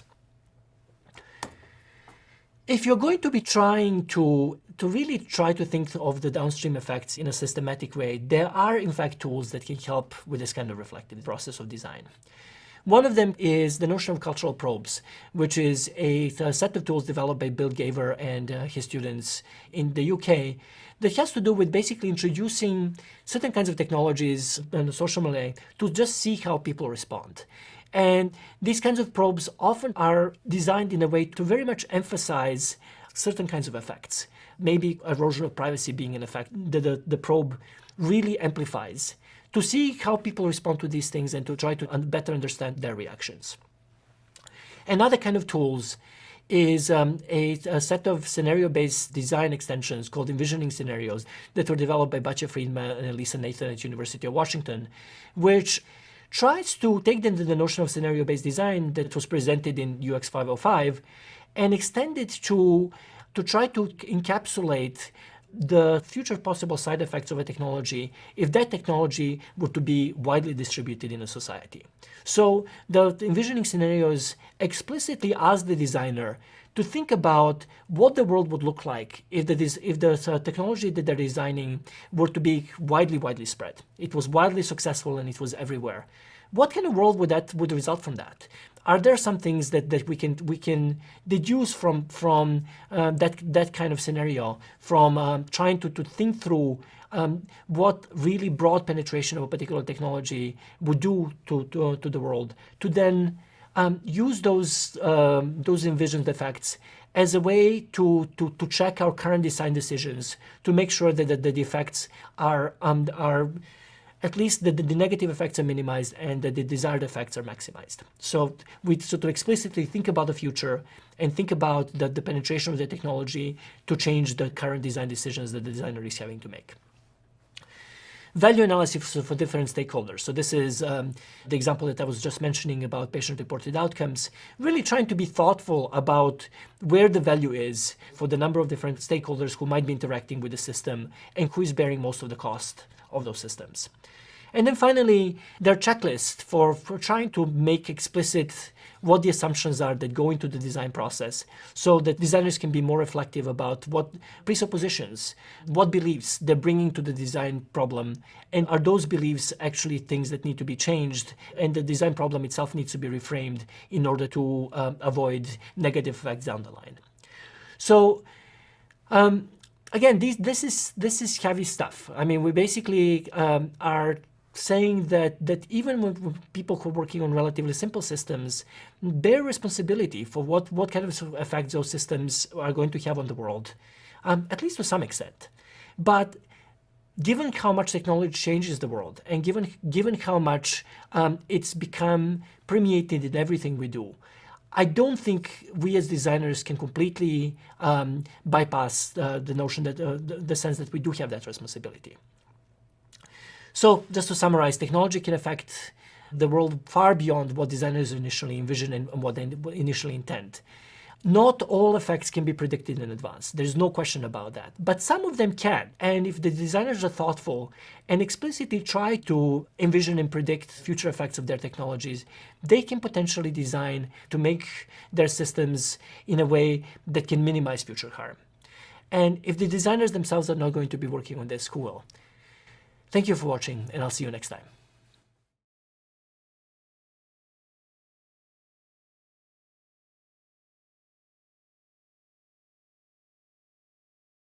Welcome back. In this last lecture of the course, we'll be looking at some of the changes in the technological landscapes that are creating both new opportunities and putting new pressures on interaction designers to change their craft to be able to accommodate a variety of new kinds of technologies that are emerging on the market. This is an exciting time to be an interaction designer. While the technology remained relatively stable for a long time, and if we sort of think about desktop computers as being there for several decades, and that really the graphical user interfaces didn't change fundamentally all that much when mobile phones became popular, we have a long period of time when interaction designers could basically create mostly screen-based applications using a relatively standard set of tools, a lot of the tools that we've been discussing in this course, and be able to basically manage any kind of project that is brought to them. That is no longer the case. There are a lot of changes in technology that have shown up in the last couple of years and that are still emerging that are creating both a lot of new kinds of technologies that interaction designers need to work with and also opportunities for creation of a lot more interesting interactions than we have been able to have in the past.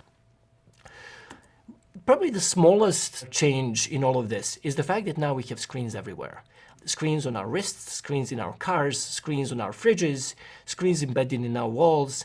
The screens have really become pervasive in our lives, and interaction designers are having to figure out what changes when they start designing for these various kinds of screens. In terms of what that means for the interaction design is that traditional prototyping tools like wireframes, for example, can still be used to design user interactions. So there's really no huge change here in terms of the actual tools that designers use. But testing of those prototypes has to be done in a somewhat different way because a lot of these screens are now embedded in the physical objects that we interact with in our daily lives or on our bodies in different contexts and in different states, and are basically used when the user is in different states, like when they're in motion, when they're in crowded environments, and so on. So being able to test in relatively realistic settings, when a person is moving or when they're under a heavy cognitive load, for example, becomes really paramount. It makes no sense to try to test for example, interface for a navigation system in a car in optimal conditions when the user can pay full attention to the screen. That's not how we drive. Most of the user's attention is on the road and keeping the passengers safe and themselves safe, and only with a fraction of their attention should they need to be able to operate the user interface of a navigation system. So if a system is tested, it needs to be tested under situations where with heavy cognitive load, where those kinds of interactions can then be optimized for the environments in which a user is actually going to be using the system. So realistic testing becomes really, really key for a lot of these new screens that have emerged in our lives. Another change is that environment itself has become instrumented. So now we are surrounded with objects that have some form of computation embedded in them. Our thermostats have become smart machines. Our washing machines have little computers inside of them. Our locks on the doors have become smart locks that can sense that we were approaching and unlock the door automatically. Our lights can be turned on and off or can change their color based on directions that they get from our phones or other kinds of computing devices.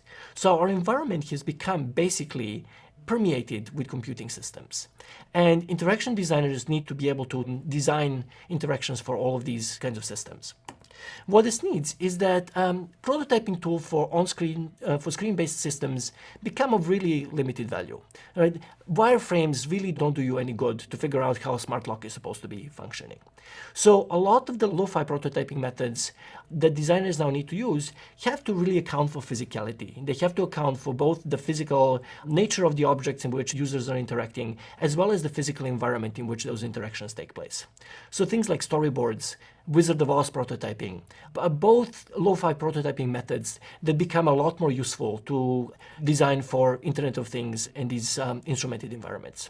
There are also a number of other techniques like role-playing and something called body storming, where basically individuals, through their emotion and the shapes they make with their bodies, try to enact what interaction with a computing system might look like. So those kinds of methods become really paramount for doing lo-fi prototyping for this domain. And finally, it's often needed to create functional, if simple, physical prototypes that the individuals can interact with to get a realistic experience of what working with an object might look like. So microcontrollers like Arduino and Raspberry Pi and so on become a part of the designer's toolbox for creating prototypes that can test design concepts and can provide the individuals with something they can provide feedback. Another change that has happened recently is the proliferation of new interaction modalities. Using of tapping, for example, to provide information into a computing system, haptic feedback, use of motion with things like Microsoft Kinect, for example, where it's actually the gesticulation of the individual that's used to control some of the interactions. All of these things are becoming a lot more prevalent with how individuals interact with computing systems. And interaction designers are now trying to develop new interaction modalities and new interaction techniques that work effectively in this new change landscape. Here as well, there is a high need to prototype physical artifacts with which individuals can interact. So to test haptic feedback and what kind of haptic feedback individuals are going to be able to understand and use effectively, you really need to have something, a physical object that can provide haptic feedback. There's no way around it. So prototyping tools for creating smart physical objects like microcontroller systems become really a central prototyping tool that designers have to learn how to use. They also need to be able to prototype movement. So role-playing, just using cameras to record individuals trying different kinds of movement, become another way that the designers are able to do lo-fi prototyping in this setting. And then finally, since the interactions often happen in different contexts and when the user is in different environments, being able to test in those environments becomes really important as well. Another change that is really picking up steam recently is that a lot of our systems are now based on artificial intelligence. And probably prime examples of this are smart assistant systems like Amazon Echo, like Google Assistant, which are intended to help individuals solve their problems just by asking the assistant to do something, and the assistant would be able to adaptively respond to those requests. In this case, Wizard of Oz prototyping is absolutely fundamental. This really becomes the way that new systems can be initially designed and tested with users.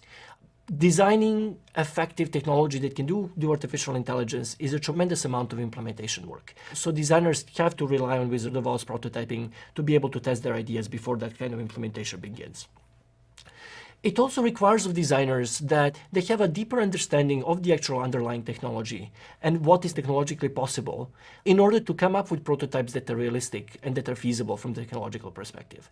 And that also means that basically they need to be working much more closely with computer scientists than that was the case with traditional screen-based interactions. Although it's not optimal, it is also not unknown for a design firm to pick up a project and spec out the full screen-based application, like a mobile phone application or web application, without ever talking to developers first, and just give them the final mockups as a spec for what needs to be developed. That cannot be done with artificial intelligence-based systems. So that the really close collaboration and ongoing collaboration between designers and computer scientists is crucial. Finally, we're now at a point where virtual and augmented reality devices are becoming good enough and cheap enough that they're definitely entering consumer market and are going to be more and more popular with every passing year. That means that UX designers need to really try to understand how to develop effective augmented and virtual reality experiences. For low fidelity prototyping, that means that they can sometimes just use physical environment, right? So the physical environment itself becomes a prototype for what a virtual environment is going to be like once it's implemented in a virtual reality system. But also, it also means that UX designers need to acquire a lot of new skills with the kinds of prototyping platforms that they likely did not use before. Game engines, such things like Unity and Unreal, for example, become really fundamental way that VR experiences are being prototyped. As well as that there's a variety of dedicated VR prototyping tools like Sketchbox that interaction designers will need to learn.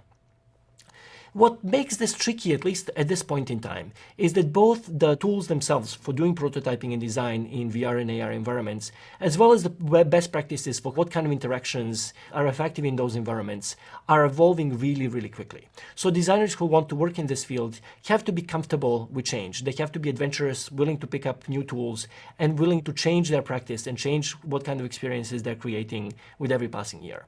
So it adds some challenge on the part of the designer to work in this environment, but at the same time, given the pace of the development, it's one of the most exciting areas where UX designers are able to work at this point. So just to summarize, we are having really huge changes in the technological landscape, all happening at the same time right now, from instrumented environments through virtual reality and through just proliferation of screens in basically any kind of device that human beings are interacting with. It means that interaction designers have a lot more diverse types of objects for which they can design. That was the case even 5 to 10 years ago. This means that interaction designers need to learn new tools, learn prototyping methods in order to be able to effectively work in these environments. On the other hand, the actual process of design does not really change with these technological changes. The actual process of figuring out what the design problem is, doing formative research, trying to understand target users, generating ideas for solutions, and then prototyping those ideas, all of that remains the same, even in this completely changed environment. It is just that the actual specific tools and the specific kinds of interactions that the designers are going to be creating that are evolving and changing. But the actual process and basically all the things that we learned in this course and the last course, UX 505, are very much still the fundamental pieces and the skills of interaction design. So in that respect, the actual process is rock solid and allows effective design even in these new environments that are just coming onto the market. Thank you for watching and see you next time.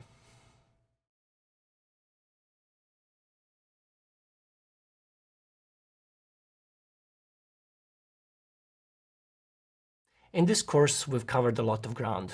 We started with the building blocks of all user interaction, the inputs and outputs, the state of the system, as the main things that designers need to think about when they're developing their interactive technologies.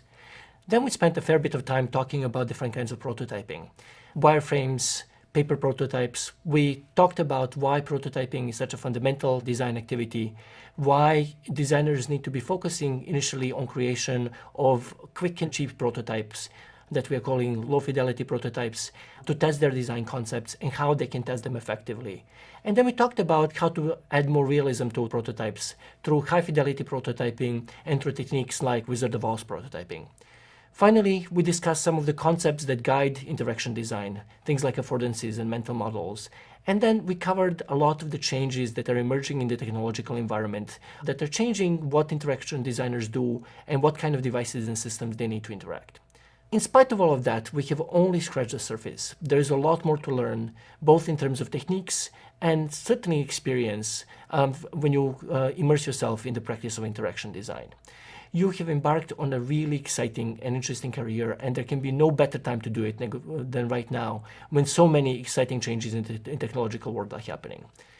I sincerely hope that you will go deeper into interaction design, taking this course as a starting point and then immersing yourself into the practice and theory of this wonderful discipline. Most importantly, enjoy yourself. This is a tremendous fulfilling and satisfying work. Just as importantly, as you do it, you're improving people's lives by giving them tools that are enjoyable and useful to use in their daily and work lives. It was a pleasure having you in the course, and I wish you all the best.